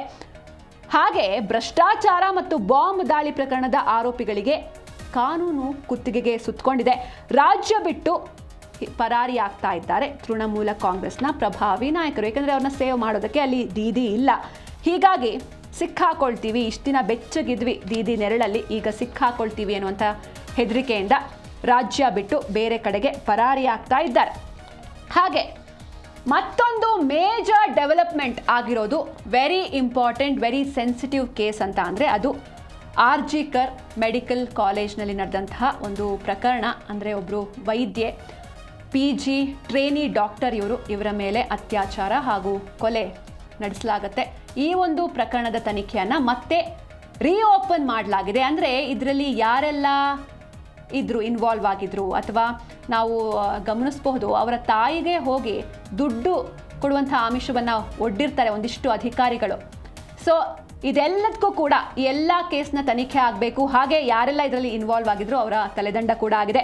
ಆರ್ಜಿಕರ್ ಕೇಸ್ ರೀಓಪನ್ ಆಗಿದೆ. ಆರ್ಜಿಕರ್ ವೈದ್ಯಕೀಯ ಕಾಲೇಜು ಕೇಸ್ಗೆ ಸಂಬಂಧಿಸಿದ 3 IPS ಅಧಿಕಾರಿಗಳ ತಲೆದಂಡ ಆಗಿದೆ, ಸಸ್ಪೆಂಡ್ ಆಗಿದ್ದಾರೆ. ಹಾಗೆ ವೈದ್ಯೆಯ ಮೇಲಿನ ದೌರ್ಜನ್ಯ ಪ್ರಕರಣದಲ್ಲಿ ಕರ್ತವ್ಯ ಲೋಪವನ್ನು ಎಸಗಿದಂಥ ಅಧಿಕಾರಿಗಳಿಗೆ ಶಿಕ್ಷೆಯಾಗಿದೆ. ಕೋಲ್ಕತ್ತಾ ಮಾಜಿ ಪೊಲೀಸ್ ಕಮಿಷನರ್ ವಿನೀತ್ ಗೋಯಲ್ ಸೇರಿ 3 ಸಸ್ಪೆಂಡ್ ಮಾಡಲಾಗಿದೆ. ಸಂತ್ರಸ್ತೆಯ ಪೋಷಕರಿಗೆ, ಆಕೆಯ ತಾಯಿಗೆ, ನೀವು ಕೂಡ ನೋಡ್ತಾ ಇದ್ರೆ ಈ ಬಾರಿ ಎಲೆಕ್ಷನ್ನಲ್ಲಿ ಅವರು ಬಿಜೆಪಿಯಿಂದ ಸ್ಪರ್ಧಿಸಿದ್ರು, ಗೆದ್ರೂ ಕೂಡ ಅವರ ತಾಯಿಗೆ ಲಂಚ ನೀಡೋದಕ್ಕೆ ಯತ್ನಿಸಿದ್ರಂತೆ. ಅಂದರೆ ಕೇಸ್ನ ವಾಪಸ್ ತಗೊಳ್ಳಿ ಅಂತ. ಈ ಆರೋಪದ ಮೇಲೆ ಕಠಿಣ ಕ್ರಮವನ್ನು ಕೈಗೊಳ್ಳಲಾಗಿದೆ. ಪ್ರಕರಣವನ್ನು ಹಳ್ಳ ಹಿಡಿಸೋದಕ್ಕೆ ಯಾರೆಲ್ಲ ಹಿರಿಯ ಅಧಿಕಾರಿಗಳು ಯತ್ನಿಸಿದ್ರು ಅವರ ವಿರುದ್ಧ ವಿಚಾರಣೆ ನಡೀತಾ ಇದೆ. ಹಾಗೆ ತಪ್ಪಿತಸ್ಥ ಅಧಿಕಾರಿಗಳು ಎಷ್ಟೇ ಪ್ರಭಾವಿಯಾಗಿದ್ರೂ ಕೂಡ ಬಿಡೋದಿಲ್ಲ ಅಂತ ಸಿಎಂ ವಾರ್ನಿಂಗ್ ಅನ್ನು ಕೊಟ್ಟಿದ್ದಾರೆ. ಎಸ್, ಈ ಒಂದು ಪ್ರಕರಣ ದೇಶವನ್ನೇ ಬೆಚ್ಚಿ ಬೀಳಿಸಿತ್ತು. ಆದರೆ ಯಾವಾಗ ಈ ಪ್ರಕರಣ ನಡೆಯುತ್ತೆ, ಒಂದು ಉಡಾಫೆ ಉತ್ತರವನ್ನು ಮಮತಾ ಬ್ಯಾನರ್ಜಿ ಕೊಟ್ಟಿದ್ರು. ಅಂದರೆ ಹೆಣ್ಮಕ್ಳು ರಾತ್ರಿ 8 ಗಂಟೆ ಮೇಲೆ ಯಾಕೆ ಆಚೆ ಹೋಗಬೇಕು ಅನ್ನೋದಾಗಿ ಒಂದು ಹೆಣ್ಣಾಗಿ ಮಮತಾ ಬ್ಯಾನರ್ಜಿಯವರು ಒಂದು ನೆಗ್ಲಿಜೆನ್ಸ್ ಉತ್ತರವನ್ನು ಕೊಟ್ಟಿದ್ರು. ಇದು ಕೂಡ ಸಾಕಷ್ಟು ಆಕ್ರೋಶಕ್ಕೆ ಕಾರಣವಾಗಿತ್ತು. ಆದರೆ ಆಕೆಯ ತಾಯಿ ಯಾರಿದ್ರು, ಕೊಲೆ ಆದ್ರಲ್ವಾ, ಅತ್ಯಾಚಾರ ಆಗಿ ಕೊಲೆಯಾದ ವೈದ್ಯೆಯ ತಾಯಿ, ಆಕೆ ಬಿಜೆಪಿ ಪಕ್ಷದಿಂದ ನಿಂತು ಇವತ್ತು ಗೆದ್ದಿದ್ದಾರೆ. ಸೊ ಹೀಗೆ ನೆಕ್ಸ್ಟ್ ನೋಡ್ತಾ ಹೋಗೋದಾದ್ರೆ ಇನ್ನೆಲ್ಲ ಕ್ರಮಗಳು ಅಂತ ನೋಡ್ತಾ ಹೋಗೋದಾದ್ರೆ, ಈಗ ವೆಸ್ಟ್ ಬೆಂಗಾಲ್ ಅಂತ ಬಂದರೆ ಅಲ್ಲಿ ಮೇನ್ ಪ್ರಾಬ್ಲಮ್ ಅಂದರೆ ಈ ನುಸುಳುಕೋರರು, ಗಡಿಯಲ್ಲಿ ಈ ನುಸುಳುಕೋರರ ಸಮಸ್ಯೆ. ಬಾಂಗ್ಲಾದೇಶದಿಂದ ಅಕ್ರಮವಾಗಿ ಬರ್ತಾರೆ. ಸೊ ಇದನ್ನು ತಡೆಗಟ್ಟೋದಕ್ಕೆ ಒಂದಷ್ಟು ಕ್ರಮಗಳನ್ನು ಸುವೇಂದು ಅಧಿಕಾರಿ ನೇತೃತ್ವದ ಬಿಜೆಪಿ ಸರ್ಕಾರ ಮಾಡ್ತಾ ಇದೆ. ಏನೆಲ್ಲ ಕ್ರಮಗಳು ಅಂತ ನೋಡ್ತಾ ಹೋಗೋದಾದ್ರೆ, ಗಡಿಯಲ್ಲಿ BSFಗೆ ಮುಕ್ತ ಅಧಿಕಾರವನ್ನು, ಫ್ರೀ ಹ್ಯಾಂಡ್ನ ನೀಡಲಾಗಿದೆ. ಏನು ರಿಸ್ಟ್ರಿಕ್ಷನ್ ಇಲ್ಲ. ಬಾಂಗ್ಲಾ ಗಡಿಯಲ್ಲಿ ಬೇಲಿಯನ್ನು ನಿರ್ಮಿಸೋದಕ್ಕೆ 45 ದಿನಗಳಲ್ಲಿ ಭೂಮಿ ಮಂಜೂರಾತಿಗೆ ಆದೇಶವನ್ನು ನೀಡಲಾಗಿದೆ. ಹಾಗೆ ನುಸುಳುವಿಕೆ ತಡೆಯೋದಕ್ಕೆ BSFಗೆ ಪೂರ್ಣ ಸಹಕಾರ ನೀಡಬೇಕು ಅಂತ ಸುವೇಂದು ಸೂಚನೆಯನ್ನು ನೀಡಿದ್ದಾರೆ. ರಾಜ್ಯದಲ್ಲಿ ಸ್ಥಗಿತಗೊಂಡಿದ್ದ ಕೇಂದ್ರ ಸರ್ಕಾರದ ಜನಗಣತಿ ಪ್ರಾಸೆಸ್ ಸ್ಥಗಿತ ಆಗಿತ್ತು, ಅದು ಮತ್ತೆ ವಾಪಸ್ ಆರಂಭ ಆಗುತ್ತೆ. ಮೊದಲ ಕ್ಯಾಬಿನೆಟ್ನಲ್ಲೇ ಕೇಂದ್ರದ ಆಯುಷ್ಮಾನ್ ಭಾರತ್ ಯೋಜನೆಗೆ ಸುವೇಂದು ಅಧಿಕಾರಿ ನೇತೃತ್ವದ ಬಿಜೆಪಿ ಸರ್ಕಾರ ಅನುಮೋದನೆಯನ್ನು ನೀಡಿದೆ. ಅಧಿಕೃತ ಅನುಮೋದನೆ ನೀಡುವ ಮೂಲಕ ರಾಷ್ಟ್ರೀಯ ಭದ್ರತೆ ಮತ್ತು ಜನ ಕಲ್ಯಾಣಕ್ಕೆ ದಶಕಗಳ ಬಳಿಕ ಮೊದಲ ಆದ್ಯತೆಯನ್ನು ನೀಡಿದ್ದಾರೆ. ಹೀಗಾಗಿ ಇವರು ಮಾಡಿರುವಂಥ ಒಂದಿಷ್ಟು ಡೆವಲಪ್ ಅಥವಾ ಚೇಂಜಸ್ ಏನಿದೆ, ಇದು ಯಾವ ರೀತಿ ಮುಂದೆ ರಿಸಲ್ಟ್ನ ಕೊಡುತ್ತೆ, ಏಕೆಂದರೆ ರೀಬೂಟ್ ಮಾಡ್ತೀವಿ, ವೆಸ್ಟ್ ಬೆಂಗಾಲ್ನ ಕಂಪ್ಲೀಟಾಗಿ ಚೇಂಜ್ ಮಾಡ್ತೀವಿ ಅನ್ನೋದು ಇವರ ಒಂದು ಆಶಯ. ಹೀಗಾಗಿ ಈ ಆಶಯ ಯಾವ ರೀತಿ ನೆರವೇರುತ್ತೆ, ಈಡೇರುತ್ತೆ, ಏನು ಎತ್ತ ಎಲ್ಲವನ್ನು ಕೂಡ ನೋಡ್ತಾ ಹೋಗೋಣ. ಈಗ ಮುಂದಿನ ಸ್ಟೋರಿ, DNA 4ನೇ ಸ್ಟೋರಿಯನ್ನು ನೋಡ್ತಾ ಹೋಗೋದಾದರೆ, ಈಗ ನಾವು ನಮ್ಮ ಪಕ್ಕದ ನೆರೆ ರಾಷ್ಟ್ರದ ಬಗ್ಗೆ ಮಾತಾಡ್ತಾ ಹೋಗೋಣ. ನಮ್ಮ ನೆರೆ ರಾಷ್ಟ್ರ ಅಂತ ಅಂದರೆ ಅದು ಪಾಕಿಸ್ತಾನದ ಬಗ್ಗೆ ಮಾತಾಡ್ತಾ ಹೋಗೋಣ. ಈ ಪಾಕಿಸ್ತಾನ ಅಥವಾ ಯಾವುದೇ ಒಂದು ದೇಶ ಆದರೂ ಕೂಡ ಅದು ಭೂಪಟದಲ್ಲಿ ಇರಬೇಕು ಅಥವಾ ಅದು ಇತಿಹಾಸ ಸೇರಬೇಕು ಅನ್ನೋದು ಆ ದೇಶದ ಬಿಹೇವಿಯರ್ ಮೇಲೆ ಡಿಪೆಂಡ್ ಆಗಿರುತ್ತೆ. ಅಂದರೆ ಒಂದು ಗಾದೆ ಇದೆ, ಅರಮನೆ ಮುನಿದ್ರೂ ಇರಬಹುದು, ಆದರೆ ನೆರೆಮನೆ ಮುನಿದ್ರೆ ಇರೋದಕ್ಕೆ ಆಗೋದಿಲ್ಲ ಅಂತ. ಅಂದರೆ ಒಂದು ರಾಷ್ಟ್ರ ತನ್ನ ಪಕ್ಕದ ರಾಷ್ಟ್ರದ ಜೊತೆ ಯಾವ ರೀತಿ ಸಂಬಂಧವನ್ನು ಬೆಳೆಸಿದೆ, ಉಪಕಾರ ಮಾಡಲಿಲ್ಲ ಅಂದ್ರೂ ಪರವಾಗಿಲ್ಲ, ಅದಕ್ಕೆ ಅಪಾಯ ಮಾಡೋಕ್ಕೆ ಹೋಗಬಾರ್ದು. ಹೀಗಾಗಿ ತನ್ನ ಪಾಡಿಗೆ ತಾನಿದ್ದು ಚೆನ್ನಾಗಿದ್ರೆ ಅದು ಭೂಪಟದಲ್ಲಿ ಉಳಿಯುತ್ತೆ. ಅಕಸ್ಮಾತ್ ಏನಾದರೂ ದೌರ್ಜನ್ಯವನ್ನು ತೋರಿದ್ರೆ ಅಥವಾ ಕ್ರೌರತ್ವವನ್ನು ಮೆರೆದ್ರೆ ಅದು ಇತಿಹಾಸ ಸೇರುತ್ತೆ. ಈ ರೀತಿ ಭಾರತದ ಭೂಸೇನಾ ಮುಖ್ಯಸ್ಥ ಜನರಲ್ ಉಪೇಂದ್ರ ದ್ವಿವೇದಿ ಅವರು ಪಾಕಿಸ್ತಾನಕ್ಕೆ ಒಂದು ಎಚ್ಚರಿಕೆಯನ್ನು ನೀಡಿದ್ದಾರೆ. ಏನದು ಎಚ್ಚರಿಕೆ ಅಂತ ನೋಡ್ತಾ ಹೋಗೋದಾದ್ರೆ, ಇದು ಪಾಕಿಸ್ತಾನಕ್ಕೆ ನೀಡಿರುವಂತಹ ಅಂತಿಮ ಎಚ್ಚರಿಕೆ. ಭೂಗೋಳದಲ್ಲಿ ಇರ್ತೀರಾ ಅಥವಾ ಇತಿಹಾಸ ಸೇರ್ತೀರಾ ಅಂತ ಜನರಲ್ ಉಪೇಂದ್ರ ದ್ವಿವೇದಿ ಅವರು ಪ್ರಶ್ನೆಯನ್ನ ಮಾಡಿದ್ದಾರೆ. ಭಯೋತ್ಪಾದನೆಗೆ ಆಶ್ರಯವನ್ನು ನೀಡೋದನ್ನು ನೀವೇನಾದರೂ ಕಂಟಿನ್ಯೂ ಮಾಡಿದ್ರೆ ಪಾಕಿಸ್ತಾನಕ್ಕೆ ಉಳಿಗಾಲ ಇಲ್ಲ. ದೆಹಲಿಯ ಮಾಣಿಕ್ ಶಾ ಸೆಂಟರ್ನಲ್ಲಿ ಸೇನಾ ಸಂವಾದ ನಡೆಯುತ್ತೆ. ಅದರಲ್ಲಿ ಈ ರೀತಿ ಖಡಕ್ ಸಂದೇಶವನ್ನು ನೀಡಿದ್ದಾರೆ. ಉಗ್ರರ ವಿರುದ್ಧ ಭಾರತದ ಝೀರೋ ಟಾಲರೆನ್ಸ್, ಶೂನ್ಯ ಸಹಿಷ್ಣುತೆ ನೀತಿಯನ್ನು ಮತ್ತೆ ಉಚ್ಚಾರವನ್ನು ಮಾಡಿದೆ ಸೇನೆ. ಹಾಗೆ ಪಾಕಿಸ್ತಾನದ ಅಸ್ತಿತ್ವದ ಬಗ್ಗೆ ಭಾರತದಿಂದ ಈವರೆಗೆ ರವಾನೆಯಾದ ಅತ್ಯಂತ ಕಠಿಣ ಎಚ್ಚರಿಕೆ ಇದು. ಇಲ್ಲಿವರೆಗೂ ಟಾಲರೇಟ್ ಮಾಡಿದ್ದೀವಿ, ಇನ್ನು ಮುಂದೆ ಝೀರೋ ಟಾಲರೆನ್ಸ್ ಅಂತ ಹೇಳಿದ್ದಾರೆ. ಹಾಗೆ ಈ ಒಂದು ಸಂದರ್ಭದಲ್ಲಿ ಸೇನಾ ಸಂವಾದದ ಸಂದರ್ಭದಲ್ಲಿ ಒಂದಷ್ಟು ಬೇರೆ ವಿಚಾರಗಳನ್ನು ಕೂಡ ಮೆಲುಕು ಹಾಕಿದ್ದಾರೆ ಉಪೇಂದ್ರ ದ್ವಿವೇದಿ ಅವರು. ಸೊ ಏನೆಲ್ಲ ವಿಚಾರಗಳನ್ನು ಮೆಲುಕು ಹಾಕಿದ್ದಾರೆ ಅಂತ ನೋಡ್ತಾ ಹೋಗೋದಾದರೆ, ಆಪರೇಷನ್ ಸಿಂಧೂರ್ ಹಾಗೂ ಆಪರೇಷನ್ ಮಹಾದೇವ್ ಅನ್ನೋದು ನಮ್ಮ ಭಾರತದ ಒಂದು ಅದ್ಭುತ ಕಾರ್ಯಾಚರಣೆ ಪಾಕಿಸ್ತಾನದ ವಿರುದ್ಧ. ಸೊ ಈ ಒಂದು ಆಪರೇಷನ್ ಸಿಂಧೂರ್ ಆಗಿ 1 ವರ್ಷ ಕಂಪ್ಲೀಟ್ ಆಗಿದೆ. ಅದನ್ನು ಕೂಡ ಮತ್ತೆ ಮೆಲುಕು ಹಾಕಿದ್ರು ಜನರಲ್ ಉಪೇಂದ್ರ ದ್ವಿವೇದಿ ಅವರು. ಕಳೆದ ವರ್ಷ ನಡೆದ ಆಪರೇಷನ್ ಸಿಂಧೂರ್ ಕಾರ್ಯಾಚರಣೆಯ ಮೊದಲ ವರ್ಷಾಚರಣೆ ಇದು. ಹೀಗಾಗಿ ಪಹಲ್ಗಾಮ್ ದಾಳಿಗೆ ಪ್ರತಿಯಾಗಿ ಪಾಕ್ ಆಕ್ರಮಿತ ಕಾಶ್ಮೀರದಲ್ಲಿ ಅಂದರೆ POKನಲ್ಲಿ ಉಗ್ರರ ನೆಲದ ಮೇಲೆ ದಾಳಿಯನ್ನು ನಡೆಸಿದ್ವಿ. ಸತತ 88 ಗಂಟೆಗಳ ಕಾಲ ಭೀಕರ ಸೇನಾ ಸಂಘರ್ಷ ನಡೆದಿತ್ತು. ಪಾಕಿಸ್ತಾನ ಏನಾದರೂ ಮತ್ತೆ ತಪ್ಪು ಮಾಡಿದ್ರೆ, ಒಂದು ಬಾರಿ ಪಾಠ ಕಲಿಸಿದ್ದೀವಿ, ಮತ್ತೇನಾದ್ರು ತಪ್ಪು ಮಾಡಿದ್ರೆ ಕಂಪ್ಲೀಟ್ ಆಗಿ ನಿರ್ನಾಮ ಆಗುತ್ತೆ ಅನ್ನೋ ಎಚ್ಚರಿಕೆಯನ್ನು ನೀಡಲಾಗಿದೆ. ಹಾಗೆ ಗಡಿಯಾಚೆಗಿನ ಭಯೋತ್ಪಾದನೆಗೆ ಅದೇ ಭಾಷೆಯಲ್ಲಿ ನಾವು ಕೂಡ ಉತ್ತರವನ್ನು ನೀಡ್ತೇವೆ. ನೀವು ಅಟ್ಯಾಕ್ ಮಾಡಿದ್ರೆ ನಾವು ಕೂಡ ಅಟ್ಯಾಕ್ ಮಾಡ್ತೀವಿ ಅಂತ ಎಚ್ಚರಿಕೆಯ ಸಂದೇಶವನ್ನು ನೀಡಲಾಗಿದೆ. ಈ ಒಂದು ಪ್ರೋಗ್ರಾಮ್ನಲ್ಲಿ ಸೇನಾ ಸಂದೇಶ ಎನ್ನುವಂಥ ಒಂದು ಕಾರ್ಯಕ್ರಮದಲ್ಲಿ ಮೊದಲನೇದಾಗಿ ಪಾಕಿಸ್ತಾನಕ್ಕೆ ಎಚ್ಚರಿಕೆಯನ್ನು ನೀಡಿದರು. ಹಾಗೆ ಮತ್ತೊಂದು ಕಡೆ ಆಪರೇಷನ್ ಸಿಂಧೂರ್ನು ಕೂಡ ನೆನಪಿಸಿಕೊಂಡಿದ್ದಾರೆ. ಆಕ್ರಮಣಕಾರಿಯಾಗೇ ನಾವು ರಿವೆಂಜ್ನ ಕೊಡ್ತೀವಿ ಅಂತ ಹೇಳಿದ್ದಾರೆ. ಹಾಗೆ ಮತ್ತೊಂದು ಕಡೆ ರಕ್ಷಣಾ ಸಚಿವರು ಕೂಡ ಹಿಸ್ಟ್ರಿ ಪಾಠ ಮಾಡಿದ್ದಾರೆ. ಹಿಸ್ಟ್ರಿ ಪಾಠ ಅಂದ್ರೇನು, ಇತಿಹಾಸ ಸೇರ್ತೀರಾ ಅಂತ ಪಾಕಿಸ್ತಾನಕ್ಕೆ ಒಂದು ಎಚ್ಚರಿಕೆಯನ್ನು ನೀಡಿದ್ದಾರೆ. ಅದನ್ನು ಕೂಡ ನೋಡ್ತಾ ಹೋಗೋಣ. ರಕ್ಷಣಾ ಸಚಿವರಿಂದಲೂ ಹಿಸ್ಟ್ರಿ ಪಾಠ, ಏನೆಲ್ಲ ವಿಷಯಗಳನ್ನು ಇವರು ಹೇಳಿದ್ದಾರೆ, ಏನೆಲ್ಲ ಯಾವ ರೀತಿ ಎಚ್ಚರಿಕೆಯನ್ನು ಕೊಟ್ಟಿದ್ದಾರೆ ಪಾಕಿಸ್ತಾನಕ್ಕೆ ಅಂತ ನೋಡ್ತಾ ಹೋಗೋಣ ಒಂದೊಂದಾಗಿ. ಗುಜರಾತ್ನ ಸರ್ಕ್ರೀಕ್ನಲ್ಲಿ ಪಾಕಿಸ್ತಾನಕ್ಕೆ ರಾಜನಾಥ್ ಸಿಂಗ್ ಒಂದು ಎಚ್ಚರಿಕೆಯನ್ನು ನೀಡಿದ್ದಾರೆ. ಕಳೆದ ಬಾರಿ ಉಪೇಂದ್ರ ದ್ವಿವೇದಿ ಅವರು ಎಚ್ಚರಿಕೆಯನ್ನು ನೀಡಿದ್ರು, ಈಗ ತಾನೇ ನೋಡಿದ್ವಿ. ಇದೀಗ ರಕ್ಷಣಾ ಸಚಿವರು ಕೂಡ ಒಂದು ಎಚ್ಚರಿಕೆಯನ್ನು ನೀಡಿದ್ದಾರೆ. ಅತಿಕ್ರಮಣ ಮಾಡೋದಕ್ಕೆ ಟ್ರೈ ಮಾಡಿದ್ರೆ ಪಾಕಿಸ್ತಾನದ ಇತಿಹಾಸ ಭೂಗೋಳ ಎರಡೂ ಕೂಡ ಚೇಂಜ್ ಆಗುತ್ತೆ ಅಂತ ಹೇಳಿದ್ದಾರೆ. ಭಾರತ ಇನ್ನು ಮುಂದೆ ಸಹಿಸಿಕೊಳ್ಳುವ ದೇಶವಲ್ಲ, ಬದಲಿಗೆ ಹೊಡೆದು ಬುದ್ಧಿ ಕಲಿಸುವಂಥ ದೇಶ. ಟಾಲರೆನ್ಸ್ ಮುಗ್ದೋಯ್ತು, ಇಲ್ಲಿವರೆಗೂ ಟಾಲರೇಟ್ ಮಾಡಿದ್ವಿ, ಆದರೆ ಇನ್ನು ಮುಂದೆ ಹೊಡೆದು ಬುದ್ಧಿ ಕಲಿಸುವಂತಹ ದೇಶ. ಇಸ್ಲಾಮಾಬಾದ್ನ ನುಸುಳುಕೋರರ ತಂತ್ರಕ್ಕೆ ಗಡಿಯಲ್ಲಿ ಭಾರತ ಬಿಗಿ ಕಾವಲನ್ನ ಹಾಕೊಂಡಿದೆ. ಸೇನಾ ಮುಖ್ಯಸ್ಥರು ಹಾಗೂ ರಕ್ಷಣಾ ಸಚಿವರ ಏಕದನಿ ಪಾಕಿಸ್ತಾನಕ್ಕೆ ಆತಂಕದ ಕರೆಯಾಗಿದೆ. ಪಾಕಿಸ್ತಾನ ಇನ್ನಾದರೂ ಎಚ್ಚೆತ್ತುಕೊಳ್ಳುತ್ತಾ ಅಥವಾ ತನ್ನ ಹಳೆ ಚಾಳಿಯನ್ನೇ ಕಂಟಿನ್ಯೂ ಮಾಡುತ್ತಾ? ಯಾಕಂದರೆ ಮತ್ತೇನಾದರೂ ಹಳೆ ಚಾಳಿಯನ್ನೇ ಕಂಟಿನ್ಯೂ ಮಾಡಿದ್ರೆ ಸರಿಯಾಗೇ ಆಕ್ರಮಣ ಮಾಡ್ತೀವಿ, ನೀವು ಇತಿಹಾಸ ಸೇರಬೇಕಾ ಅಥವಾ ಇರಬೇಕಾ ಗ್ಲೋಬಲ್ಲಿ, ಅದು ನಿಮ್ಮ ಬಿಹೇವಿಯರ್ ಮೇಲೆ ಡಿಪೆಂಡ್ ಆಗುತ್ತೆ. ಇನ್ನು ಮುಂದೆ ಏನಾದರೂ ಮತ್ತೊಮ್ಮೆ ಈ ರೀತಿ ಘಟನೆಗಳು, ಪಹಲ್ಗಾಮ್ನಲ್ಲಿ ನಡೆದಂಥ ಭೀಕರ ಘಟನೆ ಯಾರೂ ಕೂಡ ಮರೆಯೋದಕ್ಕೆ ಸಾಧ್ಯನೇ ಇಲ್ಲ. ಅಲ್ಲಿ ಹೋದಂಥ ಪ್ರವಾಸಿಗರ ಮೇಲೆ ಹತ್ಯೆ ಆಗಿತ್ತು. ಸೊ ಈ ರೀತಿ ಮತ್ತೆ ಕಂಟಿನ್ಯೂ ಆದರೆ ಭೀಕರ ದಾಳಿ ಆಗುತ್ತೆ ಅಂತ ಎಚ್ಚರಿಕೆಯನ್ನು ನೀಡಿದ್ದಾರೆ. ಹಾಗೆ ಮತ್ತೊಂದು ಆಘಾತಕಾರಿ ವಿಷಯ ಅಂತ ಅಂದರೆ, ಭಾರತ ಹಾಗೂ ಪಾಕಿಸ್ತಾನದ ನಡುವೆ ಸಶಸ್ತ್ರ ಸಂಘರ್ಷದ ಭೀತಿ ಕೂಡ ಎದುರಾಗ್ತಾ ಇದೆ. ಯಾಕೆ ಈ ರೀತಿ ಭೀತಿ ಎದುರಾಗಿದೆ? ಆಪರೇಷನ್ ಸಿಂಧೂರ್ ಯಶಸ್ವಿಯಾಗಿ ಕಂಪ್ಲೀಟ್ ಮಾಡಿದ್ವಿ, ಆಪರೇಷನ್ ಮಹಾದೇವ್ ಆಯಿತು. ಯಾವ ರೀತಿ ಅವರು ನಮಗೆ ಅಟ್ಯಾಕ್ ಮಾಡಿದ್ರು, ಪ್ರವಾಸಿಗರನ್ನು ನೀನು ಹಿಂದೂನಾ ಅಂತ ಧರ್ಮವನ್ನು ಕೇಳಿ ಹೊಡೆದು ಕೊಂದಿದ್ರು. 26 ಮಂದಿಯನ್ನು ಸಾಯಿಸಿದ್ರು. ಅದರಲ್ಲಿ ನಮ್ಮ ಕನ್ನಡಿಗರು ಕೂಡ ಇದ್ರು, ಭರತ್ ಭೂಷಣ್ ಹಾಗೆ ಮಂಜುನಾಥ್, ಬೆಂಗಳೂರು ಮೂಲದ ಭರತ್ ಭೂಷಣ್ ಹಾಗೆ ಶಿವಮೊಗ್ಗ ಮೂಲದ ಮಂಜುನಾಥ್ ಕೂಡ ಇದ್ರು. ಅದಕ್ಕೆ ಪ್ರತಿಯಾಗಿ ನಾವು ಕಾರ್ಯಾಚರಣೆಯನ್ನು ನಡೆಸಿದ್ವಿ. ಇದೀಗ ಮತ್ತೆ ಭಾರತ ಹಾಗೂ ಪಾಕಿಸ್ತಾನದ ನಡುವೆ ಸಶಸ್ತ್ರ ಸಂಘರ್ಷದ ಭೀತಿ ಎದುರಾಗ್ತಾ ಇದೆ. ಯಾಕಿದು? ಅಮೆರಿಕಾದ ಕೌನ್ಸಿಲ್ ಆನ್ ಫಾರಿನ್ ರಿಲೇಷನ್ಸ್ನಿಂದ ಈ ರೀತಿ ಒಂದು ಆತಂಕಕಾರಿ, ಕಳವಳಕಾರಿ ವರದಿ ಸಿಗ್ತಾ ಇದೆ. 2026ರಲ್ಲಿ ಉಭಯ ದೇಶಗಳ ನಡುವೆ ಮಿಲಿಟರಿ ಘರ್ಷಣೆ ನಡೆಯುವಂಥ ಮಧ್ಯಮ ಸಾಧ್ಯತೆ, ಅಂದರೆ ಇದು 100% ಅಂತ ಹೇಳೋದಕ್ಕಾಗೋದಿಲ್ಲ. ಹೀಗಾಗಿ 100% ಅಲ್ಲ, ಮಧ್ಯಮ ಸಾಧ್ಯತೆ. ಕಾಶ್ಮೀರದಲ್ಲಿ ಹೆಚ್ಚುತ್ತಾ ಇರುವ ಉಗ್ರಗಾಮಿ ಚಟುವಟಿಕೆಗಳೇ ಈ ಸಂಘರ್ಷಕ್ಕೆ ಪ್ರೇರಣೆ. ಅಲ್ಲಿ ಇಲ್ಲೂ ಕೂಡ ನಿಂತಿಲ್ಲ. ಹಾಗೆ ಮತ್ತೊಂದು ಕಡೆ ಈಗ ನೋಡಿದ್ರೆ, ಹೊಟ್ಟೆಗೆ ಹಿಟ್ಟಿಲ್ಲ ಅಂದ್ರೂ ಜುಟ್ಟಿಗೆ ಮಲ್ಲಿಗೆ ಹೋಗು ಅನ್ನೋ ಪರಿಸ್ಥಿತಿ ಆಗಿದೆ ಪಾಕಿಸ್ತಾನದ ಸ್ಥಿತಿ. ಒಳಗೆ ಆರ್ಥಿಕ ಬಿಕ್ಕಟ್ಟು, ಹೊರಗೆ ಯುದ್ಧ. ಪಾಕಿಸ್ತಾನದಲ್ಲಿ ಬೆಲೆ ಏರಿಕೆ ಆಗಿದೆ. ಯುದ್ಧದ ಎಫೆಕ್ಟ್ನಿಂದ ಲೀಟರ್ ಪೆಟ್ರೋಲ್ಗೆ 458 ರೂಪಾಯಿ ಏರಿಕೆಯಾಗಿದೆ. 10 ಕೋಟಿಗೂ ಅಧಿಕ ಜನರು ತೀವ್ರ ಬಡತನದಲ್ಲಿ ಸುಳಿಯಲ್ಲಿ ಸಿಗ್ತಾ ಇದ್ದಾರೆ. ಅಫ್ಘಾನಿಸ್ತಾನದ ತಾಲಿಬಾನ್ ಜೊತೆಗೂ ಪಾಕಿಸ್ತಾನದ ಸಶಸ್ತ್ರ ಸಂಘರ್ಷ ನಡೀತಾ ಇದೆ. ಚೀನಾದ ಮುಂದೆ ಪಾಕ್ ಮಂಡಿಯೂರಿದೆ. ಸಾಲಕ್ಕಾಗಿ ಪಾಂಡಾ ಬಾಂಡ್ನ ರಿಲೀಸ್ ಮಾಡಲಾಗಿದೆ. ಆಂತರಿಕ ಪ್ರತಿಭಟನೆ ನಡೀತಾ ಇದೆ. ಹಾಗೆ ಕಂಪ್ಲೀಟ್ ಆಗಿ ನೆರೆ ರಾಷ್ಟ್ರ ಹಸಿವಿನಿಂದ ಕಂಗೆಟ್ಟು ಹೋಗ್ತಾ ಇದೆ.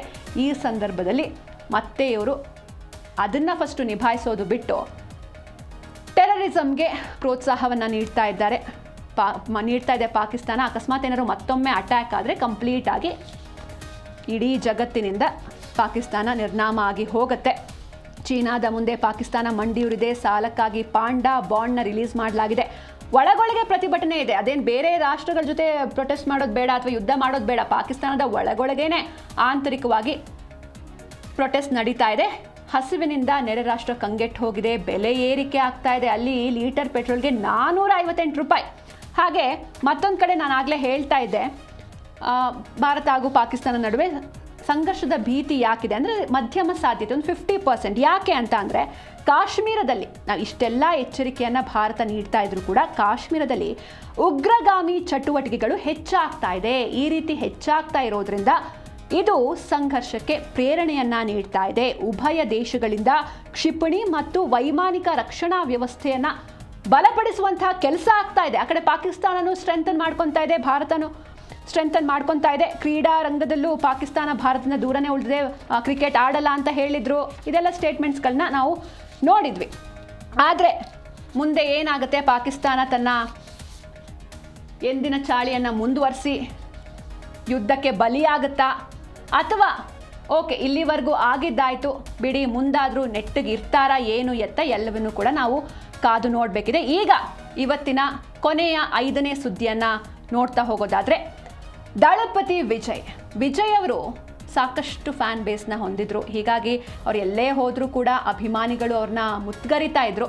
ಫ್ಯಾನ್ ಫಾಲೋಯಿಂಗ್ ಓಕೆ, ಬಟ್ ಅದು ಓಟಾಗಿ ಕನ್ವರ್ಟ್ ಆಗುತ್ತಾ? ಕಿಂಗ್ ಮೇಕರ್ ಆಗಬಹುದು ವಿಜಯ್ ಅಂತ ಎಲ್ಲರೂ ಅಂದ್ಕೊಂಡಿದ್ದು, ಬಟ್ ಈಗ ಅವರು ಕಿಂಗ್ ಆಗಿಯೇ ಹೊರಹೊಮ್ಮಿದ್ದಾರೆ. ಆದರೆ CM ಆದರೂ ಪದಗ್ರಹಣವನ್ನು ಕೂಡ ಸ್ವೀಕರಿಸಿದ್ರು. ಅದಾದಮೇಲೂ ಕೂಡ ದಳಪತಿ ವಿಜಯ್ ಸದಾ ಸುದ್ದಿಯಲ್ಲೇ ಇದ್ದಾರೆ.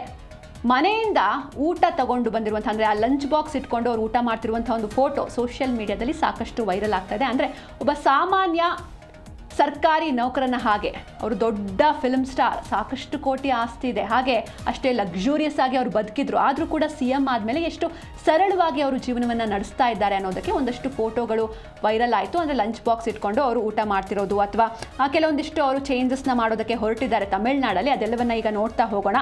ಇದರ ಜೊತೆಗೆ CM ವಿಜಯ್ ಸಂಪುಟದ ಪವರ್ ಹಂಚಿಕೆ ನಡೆದಿದೆ. ಅಂದರೆ CM ಆದರೂ ಈಗ ಕ್ಯಾಬಿನೆಟ್ನ ಮಾಡಬೇಕಾಗುತ್ತೆ ಅವರು. ಸೊ ಇದರಲ್ಲಿ ಯಾರಿಗೆಲ್ಲ ಯಾವೆಲ್ಲ ಸ್ಥಾನಗಳು ಸಿಕ್ಕಿದೆ ಅಂತ ನೋಡ್ತಾ ಹೋಗೋಣ. ಮೊದಲನೇದಾಗಿ ರಾಜ್ಯದ ಭದ್ರತೆಗೆ, ಸೇಫ್ಟಿಗೆ ಈ ಗೃಹ ಮತ್ತು ಪೊಲೀಸ್ ಇಲಾಖೆ ಏನಿದೆ ಅದನ್ನು ತಮ್ಮ ಬಳಿಯೇ ಉಳಿಸ್ಕೊಂಡಿದ್ದಾರೆ CM ವಿಜಯ್. ಹಾಗೆ ಹಿರಿಯ ನಾಯಕ, ಅವರ ಕ್ಯಾಬಿನೆಟ್ನಲ್ಲಿ ಅತ್ಯಂತ ಹಿರಿಯರು, ಅತ್ಯಂತ ಎಕ್ಸ್ಪೀರಿಯನ್ಸ್ ಇರುವಂತಹ KA ಸೆಂಗೋಟಯ್ಯನ್ಗೆ ಹಣಕಾಸಿನ ಜವಾಬ್ದಾರಿಯನ್ನು ನೀಡಿದ್ದಾರೆ. ಅಂದರೆ ಆರ್ಥಿಕವಾಗಿ ಶಿಸ್ತು ಬೇಕು, ಹಣಕಾಸು ಬೇಕು. ಆಲ್ರೆಡಿ ಅವರು ಒಂದಿಷ್ಟು ಗ್ಯಾರಂಟಿ ಯೋಜನೆಗಳನ್ನು ಕೂಡ ನೀಡಿದ್ದಾರೆ, ಅದನ್ನೆಲ್ಲ ಸರಿದೂಗಿಸ್ಕೊಂಡು ಹೋಗಬೇಕು. ಈ ಕಡೆ ರಾಜ್ಯ ಕೂಡ ದಿವಾಳಿ ಆಗಬಾರ್ದು. ಹೀಗಾಗಿ ಆ ನಿಟ್ಟಿನಲ್ಲಿ ಆರ್ಥಿಕ ಶಿಸ್ತಿಗಾಗಿ ಹಳೆ ಬೇರಿಗೆ ಮಣೆಯನ್ನು ಹಾಕಿದ್ದಾರೆ. ಅವ್ರಿಗೆ ಎಕ್ಸ್ಪೀರಿಯನ್ಸ್ ಇರುತ್ತೆ. ಹೀಗಾಗಿ ಅವರ ಮಾರ್ಗದರ್ಶನದಲ್ಲಿ ನಡೆಸ್ಕೊಂಡು ಹೋಗೋಣ ಅನ್ನೋಂಥ ನಿಟ್ಟಿನಲ್ಲಿ. ಹಾಗೆ 26ರ ಹರೆಯದ ಕೀರ್ತನಾಗೆ ಬೃಹತ್ ಕೈಗಾರಿಕೆ ಪಟ್ಟವನ್ನು ನೀಡಲಾಗಿದೆ. ಹೂಡಿಕೆಯನ್ನು ಅಟ್ರಾಕ್ಟ್ ಮಾಡೋದಕ್ಕೆ ಯುವ ನಾಯಕತ್ವದ ಸ್ಮಾರ್ಟ್ ಪ್ಲಾನ್ ಇದು.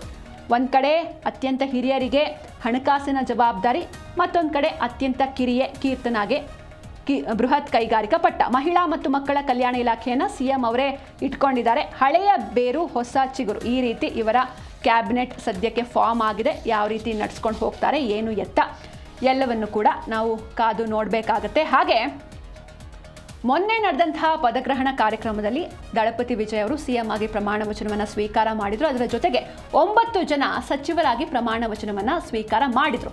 ಸೊ ಯಾರೆಲ್ಲ ಸಚಿವರು, ಆ 9 ರತ್ನಗಳು ಯಾರ್ಯಾರು, ಅವರಿಗೆ ಯಾವೆಲ್ಲ ಇಲಾಖೆಗಳು ಸಿಕ್ಕಿದೆ, ಯಾವೆಲ್ಲ ಜವಾಬ್ದಾರಿಗಳು ಅಧಿಕಾರಗಳು ಸಿಕ್ಕಿದೆ ಅಂತ ಒಂದೊಂದಾಗಿ ನೋಡ್ತಾ ಹೋಗೋಣ. CM ವಿಜಯ್ ಸಂಪುಟದ ನವರತ್ನಗಳು ಯಾರ್ಯಾರು? ಮೊದಲನೇದಾಗಿ CM ಜೋಸೆಫ್ ವಿಜಯ್. ಇವರು ತಮ್ಮ ಬಳಿಯೇ ಗೃಹ ಇಲಾಖೆ ಆಗಿರ್ಬೋದು ಅಥವಾ ಪೊಲೀಸ್ ಇಲಾಖೆ, ಸಾರ್ವಜನಿಕ ಆಡಳಿತ, ಇದರ ಜೊತೆಗೆ ಮಹಿಳಾ ಮತ್ತು ಮಕ್ಕಳ ಕಲ್ಯಾಣ ಹಾಗೆ ನಗರಾಭಿವೃದ್ಧಿ, ಈ ಇಲಾಖೆಗಳನ್ನು ಅವರು ತಮ್ಮ ಬಳಿಯೇ ಇಟ್ಕೊಂಡಿದ್ದಾರೆ.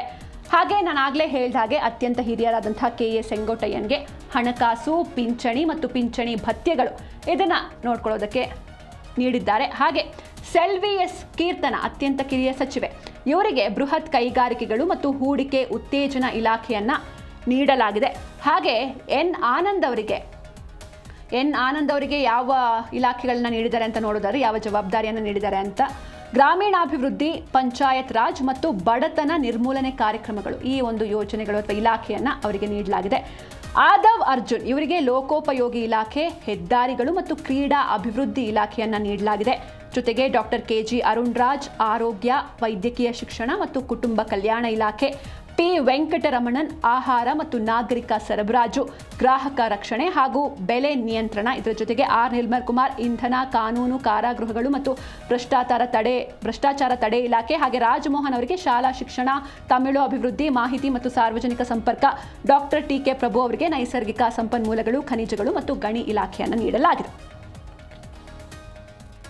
ಎಸ್, ನೀವು ಕೂಡ ನೋಡ್ತಾ ಇದ್ದೀರಿ, ಇವರು ಸಿಎಂ ವಿಜಯ್ ಸಂಪುಟದ ನವರತ್ನಗಳು. ಈಗ ಇದಿಷ್ಟು ರಾಜಕೀಯವಾಗಿ ನಾವು ನೋಡಿದ್ವಿ. ಆದರೆ ಇದರ ನಡುವೆ ಜ್ಯೋತಿಷಿ ಒಬ್ಬರು ಹೇಳಿರುವಂತಹ ಸ್ಟೇಟ್ಮೆಂಟ್ ಸಾಕಷ್ಟು ಸಂಚಲನವನ್ನು ಉಂಟು ಮಾಡ್ತಾ ಇದೆ. ಏನದು ಸ್ಟೇಟ್ಮೆಂಟ್? ಯಾರದು ಜ್ಯೋತಿಷಿ? ನೋಡ್ತಾ ಹೋಗೋಣ. ಈಗ ಆಲ್ರೆಡಿ ದಳಪತಿ ವಿಜಯ್ ಸಿಎಂ ಆಗಿದ್ದಾರೆ, ಇವನೇ ನಮ್ಮ ಜನನಾಯಕ ಅಂತ ಅಲ್ಲಿರುವಂತಹ ಜನರು ಅವರನ್ನು ಒಪ್ಕೊಂಡಿದ್ದಾರೆ. ಇದರ ಬೆನ್ನಲ್ಲೇ ಸಿಎಂ ಪಟ್ಟವನ್ನು ಅಲಂಕರಿಸಿರುವಂತಹ ಬೆನ್ನಲ್ಲೇ ಇದೀಗ PM ಆಗ್ತಾರೆ ವಿಜಯ್ ಎನ್ನುವಂಥ ಒಂದು ಸ್ಫೋಟಕ ಭವಿಷ್ಯ ಬಂದಿದೆ. ಏನದು ವಿಜಯ್ ಬಗ್ಗೆ ಜ್ಯೋತಿಷಿಯ ಸ್ಫೋಟಕ ಭವಿಷ್ಯ ಏನು ಅಂತ ನೋಡ್ತಾ ಹೋಗೋಣ. ಸಿಎಂ ಆದ ಬೆನ್ನಲ್ಲೇ PM ಪಟ್ಟ ಅಂತ ಖ್ಯಾತ ಜ್ಯೋತಿಷಿ ರಿಕ್ಕಿ ರಾಧನ್ ಪಂಡಿತ್ ಭವಿಷ್ಯವನ್ನ ನುಡಿದಿದ್ದಾರೆ. ಹಾಗಾದ್ರೆ ಏನ್ ಹೇಳಿದ್ರು? ಯಾಕೆ PM ಆಗ್ತಾರೆ? ಏನಾದರೂ ಹೋಲಿಕೆ ಇದೆಯಾ? ಯಾರಿಗಾರು ಹೋಲಿಸಿದಾರಾ ಅಂತ ನೋಡೋದಾದ್ರೆ 2001ರಲ್ಲಿ ನರೇಂದ್ರ ಮೋದಿ ಅವರು ಗುಜರಾತ್ನ ಸಿಎಂ ಆದಾಗ ಅವರಿಗೆ 51 ವರ್ಷ ಆಗಿರುತ್ತೆ. ಈಗ ವಿಜಯ್ ಅವರು ಸಿಎಂ ಆದಾಗಲೂ ಕೂಡ 51 ವರ್ಷ. ಸೊ ಅಲ್ಲಿಗೆ ಹೋಲಿಕೆಯನ್ನು ಮಾಡಿದ್ದಾರೆ. ಹಾಗೆ ಮೋದಿ ಹಾಗೂ ವಿಜಯ್ ಅವರ ಜಾತಕ ಒಂದೇ ರೀತಿ ಇದೆ ಅಂತ ರಿಕ್ಕಿ ರಾಧನ್ ಹೇಳಿದ್ದಾರೆ. ಮುಂದಿನ 4 ದಶಕಗಳ ಕಾಲ ಭಾರತೀಯ ರಾಜಕಾರಣದಲ್ಲಿ ವಿಜಯ್ಗೆ ಯಾರು ಕೂಡ ಶತ್ರುಗಳೇ ಇರೋದಿಲ್ವಂತೆ. ಹಾಗೆ ಇವರು ಜಯಲಲಿತಾ ಅವರಿಗೆ ಆಪ್ತರಾಗಿದ್ದಂತಹ ಜ್ಯೋತಿಷ್ಯ ಮಾತಿನಿಂದ ರಾಜಕೀಯದಲ್ಲಿ ಸಾಕಷ್ಟು ಸಂಚಲನ ಸೃಷ್ಟಿ ಆಗ್ತಾ ಇದೆ. ಅಂದರೆ ಸಿಎಂ ಆಗಿದ್ದಾರೆ ದಳಪತಿ ವಿಜಯ್, ಸದ್ಯಕ್ಕೆ PM ಕೂಡ ಆಗ್ತಾರೆ ಅಂತ ಹೇಳ್ತಾರೆ ಮುಂದೊಂದು ದಿನ. ಯಾಕಂದರೆ ಒಂದಿಷ್ಟು ಕಂಪೇರ್ ಮಾಡಿದ್ದಾರೆ ಮೋದಿ ಅವ್ರ ಜೊತೆ. ಮೋದಿ ಅವರು ಮೊದಲನೇ ಬಾರಿಗೆ ಗುಜರಾತ್ನ ಸಿಎಂ ಆದಾಗ ಅವರಿಗೆ 51 ವರ್ಷ ಆಗಿರುತ್ತೆ. ಅದೇ ವಯಸ್ಸಲ್ಲೇ ಸೇಮ್ ಏಜ್ ಇವಾಗ ದಳಪತಿ ವಿಜಯ್ಗೂ ಕೂಡ 51 ವರ್ಷ, ಅದೇ ವಯಸ್ಸಲ್ಲಿ ಅವರು ಸಿಎಂ ಆಗಿದ್ದಾರೆ. ಹಾಗೆ ಮೋದಿ ಹಾಗೂ ವಿಜಯ್ ಅವರ ಜಾತಕ ಒಂದೇ ರೀತಿ ಇದೆ ಅಂತ ರಿಕ್ಕಿ ರಾಧನ್ ಹೇಳಿದ್ದಾರೆ. ಜಯಲಲಿತಾ ಅವರಿಗೆ ಆಪ್ತರಾಗಿದ್ರು ಜ್ಯೋತಿಷ್ಯ ಮಾತಿನಿಂದ ಈಗ ರಾಜಕೀಯದಲ್ಲಿ ಸಂಚಲನ ಉಂಟಾಗ್ತಾ ಇದೆ. ಮುಂದೆ ಸಿಎಂ ಆಗಾಯ್ತು, ನೆಕ್ಸ್ಟ್ PM ಆಗ್ತಾರಾ ದಳಪತಿ ವಿಜಯ್? ಕಾದು ನೋಡಬೇಕಿದೆ. ಹಾಗೆ ವಿಜಯ್ ಮಹಿಳೆಯರಿಗೆ ಒಂದಷ್ಟು ರಿಟರ್ನ್ ಗಿಫ್ಟ್ಸ್ನ ಕೊಡ್ತಾ ಇದ್ದಾರೆ. ಅಂದರೆ ತನ್ನ ಗೆಲುವಿಗೆ ತಾನಿವತ್ತು ಸಿಎಂ ಪಟ್ಟವನ್ನು ಅಲಂಕರಿಸೋದಕ್ಕೆ ಯಾರೆಲ್ಲ ಮಹಿಳೆಯರು ವೋಟ್ ಹಾಕಿದ್ರು, ಯಾರೆಲ್ಲ ಬೆಂಬಲವನ್ನು ನೀಡಿದ್ರು ಅವರಿಗೆ ಒಂದು ರಿಟರ್ನ್ ಗಿಫ್ಟ್ನ ಕೊಡ್ತಾ ಇದ್ದಾರೆ. ಏನದು ರಿಟರ್ನ್ ಗಿಫ್ಟ್? ಹಾಗಾದರೆ ಮಹಿಳೆಯರಿಗೆ ಅಧಿಕಾರವನ್ನು ಕೊಡೋದಕ್ಕೆ ಹೊರಟಿದ್ದಾರೆ ದಳಪತಿ ವಿಜಯ್ ಅವರು. ಅಂದರೆ ಕೇವಲ ಮಾತುಗಳಲ್ಲಿ ಮಾತ್ರ ನಾವು ಮಹಿಳೆಯರ ಪರ ಅವರಿಗೆ ಶಕ್ತಿಯನ್ನು ನೀಡ್ತೀವಿ ಅಂತ ಹೇಳೋದಲ್ಲ, ಅಧಿಕಾರವನ್ನು ಕೊಟ್ಟು ನೋಡಬೇಕು ಎನ್ನುವಂಥ ಒಂದು ಹೊಸ ಯೋಚನೆ ಅವ್ರ ತಲೆಗೆ ಬಂದಿದೆ. ಮಹಿಳೆಯರಿಗೆ ದಳಪತಿಯ ರಿಟರ್ನ್ ಗಿಫ್ಟ್. ಸುಪ್ರೀಂ ಕೋರ್ಟ್ನಲ್ಲಿ ತಮಿಳುನಾಡನ್ನು ರೆಪ್ರೆಸೆಂಟ್ ಮಾಡೋದಕ್ಕೆ ಸಂಪೂರ್ಣ ಮಹಿಳಾ ವಕೀಲರ ತಂಡ ಇರುತ್ತೆ ಇನ್ನು ಮುಂದೆ. ಹಾಗೆ ದೇಶದ ಕಾನೂನು ಇತಿಹಾಸದಲ್ಲೇ ಇಂತಹ ಐತಿಹಾಸಿಕ ತೀರ್ಮಾನ ಕೈಗೊಂಡ ಮೊದಲ ರಾಜ್ಯ ಅದು ತಮಿಳುನಾಡು. ರಾಜ್ಯದ AAG ಮತ್ತು ಸ್ಟ್ಯಾಂಡಿಂಗ್ ಕೌನ್ಸಿಲ್ಗಳಾಗಿ ಕೇವಲ ಮಹಿಳೆಯರು ಮಾತ್ರ ನೇಮಕಗೊಳ್ತಾರೆ. ಮಹಿಳಾ ಸಬಲೀಕರಣಕ್ಕೆ ನೈಜ ಅರ್ಥವನ್ನು ನೀಡಿದ್ದಾರೆ ಮುಖ್ಯಮಂತ್ರಿ ವಿಜಯ್. ಗೆಲುವಿಗೆ ಕಾರಣರಾದ ನಾರಿಯರಿಗೆ ವಿಜಯ್ ನೀಡಿರುವಂತಹ ಗೌರವದ ಕಾಣಿಕೆ ಇದು. ನಾನು ಆಗಲೇ ಹೇಳಿದಾಗೆ ಕೇವಲ ನಾವು ಸಪೋರ್ಟ್ ಮಾಡ್ತೀವಿ, ಈ ರೀತಿ ಸಪೋರ್ಟ್ ಮಾಡ್ತೀವಿ, ಮಾನಸಿಕವಾಗಿ ಸಪೋರ್ಟ್ ಮಾಡ್ತೀವಿ, ಆರ್ಥಿಕವಾಗಿ ಸಪೋರ್ಟ್ ಮಾಡ್ತೀವಿ, 2,000 ಕೊಡ್ತೀವಿ, 3,000 ಕೊಡ್ತೀವಿ ಅಂತ ಹೇಳೋದಲ್ಲ. ಮಹಿಳೆಯರ ಕೈಗೆ ಅಧಿಕಾರವನ್ನು ಕೊಟ್ಟು ನೋಡಿ ಅಂತ ವಿಜಯ್ ಈ ಮೂಲಕ ತೋರಿಸಿದ್ದಾರೆ. ಅಂದರೆ ಯಾವ ರೀತಿ ಅವರು ಇಡೀ ಮನೆ, ಇಡೀ ಕುಟುಂಬವನ್ನೇ ನಿರ್ವಹಿಸ್ತಾರೆ ಮಹಿಳೆಯರು, ಅಂಥದ್ರಲ್ಲಿ ಅಧಿಕಾರವನ್ನು ಕೂಡ ಅಷ್ಟೇ ಸರಳವಾಗಿ, ಅಷ್ಟೇ ಜವಾಬ್ದಾರಿಯುತವಾಗಿ ಮಹಿಳೆಯರು ನಿರ್ವಹಿಸಿಕೊಂಡು ಹೋಗ್ತಾರೆ. ಅದೆಲ್ಲರಿಗೂ ಗೊತ್ತಿರುವಂತಹ ವಿಷಯ. ಹೀಗಾಗಿ ತನ್ನನ್ನು ಸಪೋರ್ಟ್ ಮಾಡಿ ಈ ಸ್ಥಾನಕ್ಕೆ ತಂದಂತಹ ಎಲ್ಲ ಮಹಿಳೆಯರಿಗೆ ದಳಪತಿ ರಿಟರ್ನ್ ಗಿಫ್ಟ್ಸ್ ನೀಡ್ತಾ ಇದ್ದಾರೆ. ಇದರಿಂದ ಮಹಿಳೆಯರು ಕೂಡ ಫುಲ್ ಖುಷಿಯಾಗಿದ್ದಾರೆ. ಮಹಿಳೆಯರ ಕೈಗೆ ಅಧಿಕಾರ ಸಿಗ್ತಾ ಇದೆ. ಇದೊಂದು ಮಹತ್ವದ ಬೆಳವಣಿಗೆ. ಹಾಗೆ ಮತ್ತೊಂದು ಸುದ್ದಿ ಅಂತ ಅಂದರೆ ನೀವು ಸೋಷಿಯಲ್ ಮೀಡಿಯಾದಲ್ಲಿ ನೋಡಿರಬಹುದು. ದಳಪತಿ ವಿಜಯ್ ಅವರು ಆಫೀಸಲ್ಲಿ ಕೂತಿರ್ತಾರೆ, ತಮ್ಮ ಚೇಂಬರಲ್ಲಿ ಕೂತಿರ್ತಾರೆ. ಅವರ ಮುಂದೆ ಒಂದು ಲಂಚ್ ಬಾಕ್ಸಲ್ಲಿ ಅವರು ಊಟ ಮಾಡ್ತಿರ್ತಾರೆ. ಸೊ ಇದರ ಅರ್ಥ ಏನಂತ ಅಂದರೆ ಸಾಮಾನ್ಯ ಸರ್ಕಾರಿ ನೌಕರನ ಹಾಗೆ ದಳಪತಿ ವಿಜಯ್ ಅವರು ಕೂಡ ಮನೆಯಿಂದ ಊಟ ತಂದು ಲಂಚ್ ಬಾಕ್ಸಲ್ಲಿ ಊಟ ಮಾಡ್ತಾ ಇರೋದು. ಎಲ್ರಿಗೂ ಕೂಡ ಒಂದು ರೀತಿ ಆಶ್ಚರ್ಯ ಆಗ್ತಾ ಇದೆ, ಇಷ್ಟೊಂದು ಸಿಂಪಲ್ ವ್ಯಕ್ತಿನ ವಿಜಯ್. ಯಾಕಂದರೆ ಅವ್ರನ್ನ ಒಬ್ಬ ಸ್ಟಾರ್ ಆಗಿ ಜನರು ತೆರೆ ಮೇಲೆ ನೋಡಿದ್ರು, ಅವರ ಲಕ್ಸುರಿಯಸ್ ಲೈಫ್ನ ಎಲ್ಲರೂ ನೋಡಿದ್ರು, ಅವರ ಐಷಾರಾಮಿ ಕಾರುಗಳು, ಐಷಾರಾಮಿ ಬಂಗ್ಲೆ ಎಲ್ಲವನ್ನೂ ಕೂಡ ನೋಡಿದ್ರು. ಆದರೆ ಇದೀಗ ಅವರು ಇಷ್ಟೊಂದು ಸರಳವಾಗಿ CM ಆದ ಬಳಿಕ ಅವರು ಇಷ್ಟೊಂದು ಸರಳವಾಗಿ ಇರೋದು ನಿಜಕ್ಕೂ ಎಲ್ಲರನ್ನೂ ಆಶ್ಚರ್ಯಕ್ಕೆ ದೂಡಿದೆ. ಹಾಗೆ ಪ್ರತಿದಿನ ಕಚೇರಿ ಸಮಯಕ್ಕಿಂತ 15 ನಿಮಿಷ ಮುಂಚೆಯೇ ಸಚಿವಾಲಯಕ್ಕೆ CM ಎಂಟ್ರಿಯನ್ನು ಕೊಡ್ತಾ ಇದ್ದಾರಂತೆ. ಹಾಗೆ ಸ್ಟಾರ್ಗಿರಿ ಬಿಟ್ಟು ಸಾಮಾನ್ಯ ನೌಕರನಂತೆ ಮನೆಯಿಂದಲೇ ಊಟದ ಡಬ್ಬಿಯನ್ನು ತರ್ತಾ ಇದ್ದಾರೆ ವಿಜಯ್. ಊಟದ ವಿರಾಮದ ನಂತರವೂ ಕೂಡ ಚೇಂಬರ್ನಲ್ಲೇ ಕೆಲಸದಲ್ಲಿ ಮುಳುಗ್ತಾ ಇದ್ದಾರೆ ಮುಖ್ಯಮಂತ್ರಿ. ಇದು ಅಧಿಕಾರಿಗಳಿಗೆ ಶಾಕ್ ನೀಡಿದೆ CM ವಿಜಯ್ ಅವರ ಶಿಸ್ತು ಮತ್ತು ಸಮಯ ಪ್ರಜ್ಞೆ. ಅಧಿಕಾರಿಯಂತೆ ಕೆಲಸ ಮಾಡಿ ಜನರ ಸೇವಕನಾಗಿ ಬದುಕಿ ಎನ್ನುವಂಥ ಸಂದೇಶವನ್ನು ವಿಜಯ್ ಅವರು ಈ ಮೂಲಕ ಸಾರ್ತಾ ಇದ್ದಾರೆ. ಸಿನಿಮಾ ಲೋಕದ ಸೂಪರ್ ಸ್ಟಾರ್ ಆಗಿದಂಥ ವಿಜಯ್ ಈಗ ಸಚಿವಾಲಯದ ಸಾಮಾನ್ಯ ಕ್ಲರ್ಕ್ನಂತೆ ಶಿಸ್ತನ್ನು ಫಾಲೋ ಮಾಡ್ತಾ ಇರೋದು ಎಲ್ರಿಗೂ ಕೂಡ ಆಶ್ಚರ್ಯ ಆಗ್ತಾ ಇದೆ. ಪ್ರತಿದಿನ ಬೆಳಗ್ಗೆ 15 ನಿಮಿಷ ಮೊದಲೇ ಕಚೇರಿಗೆ ಬರ್ತಾ ಇದ್ದಾರೆ. ಈಗ ನಾವು ನೋಡಿದ್ರೆ ಸರ್ಕಾರಿ ನೌಕರರೇ ಕರೆಕ್ಟ್ ಟೈಮಿಗೆ ಬರೋದಿಲ್ಲ, ಬಟ್ CM ಆಗಿದ್ರೂ ಕೂಡ ಇವರು ಬರ್ತಾ ಇದ್ದಾರೆ. ಯಾವುದೇ ಹಮ್ಮಿಲ್ಲದೆ ಮನೆಯಿಂದಲೇ ಲಂಚ್ ಬಾಕ್ಸ್ನ ತಗೊಂಡು ಬರ್ತಾ ಇದ್ದಾರೆ. ವಿಜಯ್ ಅವರ ಈ ಸರಳತೆ ಮತ್ತು ಕೆಲಸದ ಬಗೆಗಿನ ನಿಷ್ಠೆ ತಮಿಳುನಾಡಿನ ಅಧಿಕಾರಿ ವರ್ಗದಲ್ಲಿ ಹೊಸ ಚೈತನ್ಯ ತುಂಬಿದೆ. ಹಾಗೆ ರಾಜಕಾರಣಿಗಳು ಅಂದರೆ ಇದೇ ರೀತಿ ಇರ್ತಾರೆ, ಯಾರ ಕೈಗೂ ಸಿಗೋದಿಲ್ಲ, ಅವ್ರಿಗೋಸ್ಕರ ಗಂಟೆಗಟ್ಟಲೆ ಕಾಯಬೇಕು, ಲಕ್ಸುರಿಯಸ್ ಆಗಿ ಲೈಫ್ ಲೀಡ್ ಮಾಡ್ತಾರೆ, ಜನರ ಬಗ್ಗೆ ಕಾಳಜಿನೇ ಇಲ್ಲ ಅಂತ ಏನೆಲ್ಲ ಇತ್ತು, ಈ ಹಳೆಯ ಪರಿಕಲ್ಪನೆ ಏನಿತ್ತು ಅದೆಲ್ಲವನ್ನು ಕೂಡ ವಿಜಯ್ ಚೇಂಜ್ ಮಾಡ್ತಾ ಇದ್ದಾರೆ. ಒಟ್ಟಾರೆಯಾಗಿ ಸಿನಿಮಾ ಗ್ಲಾಮರ್ನಿಂದ ರಾಜಕೀಯಕ್ಕೆ ಸಾಕಷ್ಟು ಜನ ಬಂದಿದ್ದಾರೆ. ಜಯಲಲಿತಾ ಆಗಿರ್ಬೋದು, MGR, ಕರುಣಾನಿಧಿ ಎಲ್ಲರೂ ಕೂಡ ಸಿನಿಮಾ ಬ್ಯಾಕ್ಗ್ರೌಂಡಿಂದನೇ ಬಂದಿದ್ದಾರೆ. ಕೆಲವರು ಬಂದು ಮಿಂಚಿದ್ದಾರೆ, ಇನ್ನು ಕೆಲವರು ಹಾಗೆ ಮರೆಯಾಗಿ ಹೋಗಿದ್ದಾರೆ. ಆದರೆ ಇವರೆಲ್ಲರ ನಡುವೆ ಇವತ್ತು ದಳಪತಿ ವಿಜಯ್, CM ವಿಜಯ್, C. ಜೋಸೆಫ್ ವಿಜಯ್ ಭಿನ್ನವಾಗಿ ನಿಲ್ತಾ ಇದ್ದಾರೆ. ಅವರ ಶಿಸ್ತು ಹಾಗೂ ಸರಳತೆ ಮತ್ತು ಅವರು ಏನೆಲ್ಲ ಕ್ರಾಂತಿಕಾರಿ ನಿರ್ಧಾರಗಳನ್ನು ತಗೊಳ್ತಾ ಇದ್ದಾರೆ. ಅಧಿಕಾರಕ್ಕೆ ಬಂದು ಕೆಲವೇ ದಿನಗಳಲ್ಲಿ ಒಂದಷ್ಟು ಚೇಂಜಸ್ನ ಮಾಡೋದಕ್ಕೆ ಹೊರಟಿದ್ದಾರೆ. ಇದು ತಮಿಳುನಾಡಿನಲ್ಲಿ ಹೊಸ ಯುಗದ ಆರಂಭದ ಮುನ್ಸೂಚನೆಯನ್ನು ನೀಡ್ತಾ ಇದೆ. ರಿಯಲ್ ಲೈಫ್ನ ದಳಪತಿ ರಿಯಲ್ ಲೈಫ್ನಲ್ಲೂ ಜನರ ಮನ ಗೆದ್ದಿದ್ದಾರೆ. ಆದರೆ ಇವರ ಆಡಳಿತ ಜನರಿಗೆ ಎಷ್ಟರ ಮಟ್ಟಿಗೆ ಇಷ್ಟ ಆಗುತ್ತೆ, ಏನಾಗುತ್ತೆ, ಏನು ಎತ್ತ ಎಲ್ಲವೂ ಕೂಡ ಭವಿಷ್ಯದಲ್ಲಿ ನೋಡ್ತಾ ಹೋಗಬೇಕಾಗತ್ತೆ. ಇದರೊಂದಿಗೆ ಇವತ್ತಿನ DNA ಮುಗಿಸೋಣ. ನೋಡ್ತಾ ಇರಿ ಜೀ ಕನ್ನಡ ನ್ಯೂಸ್, ಸತ್ಯವೇ ಸುದ್ದಿಯ ಜೀವಾಳ.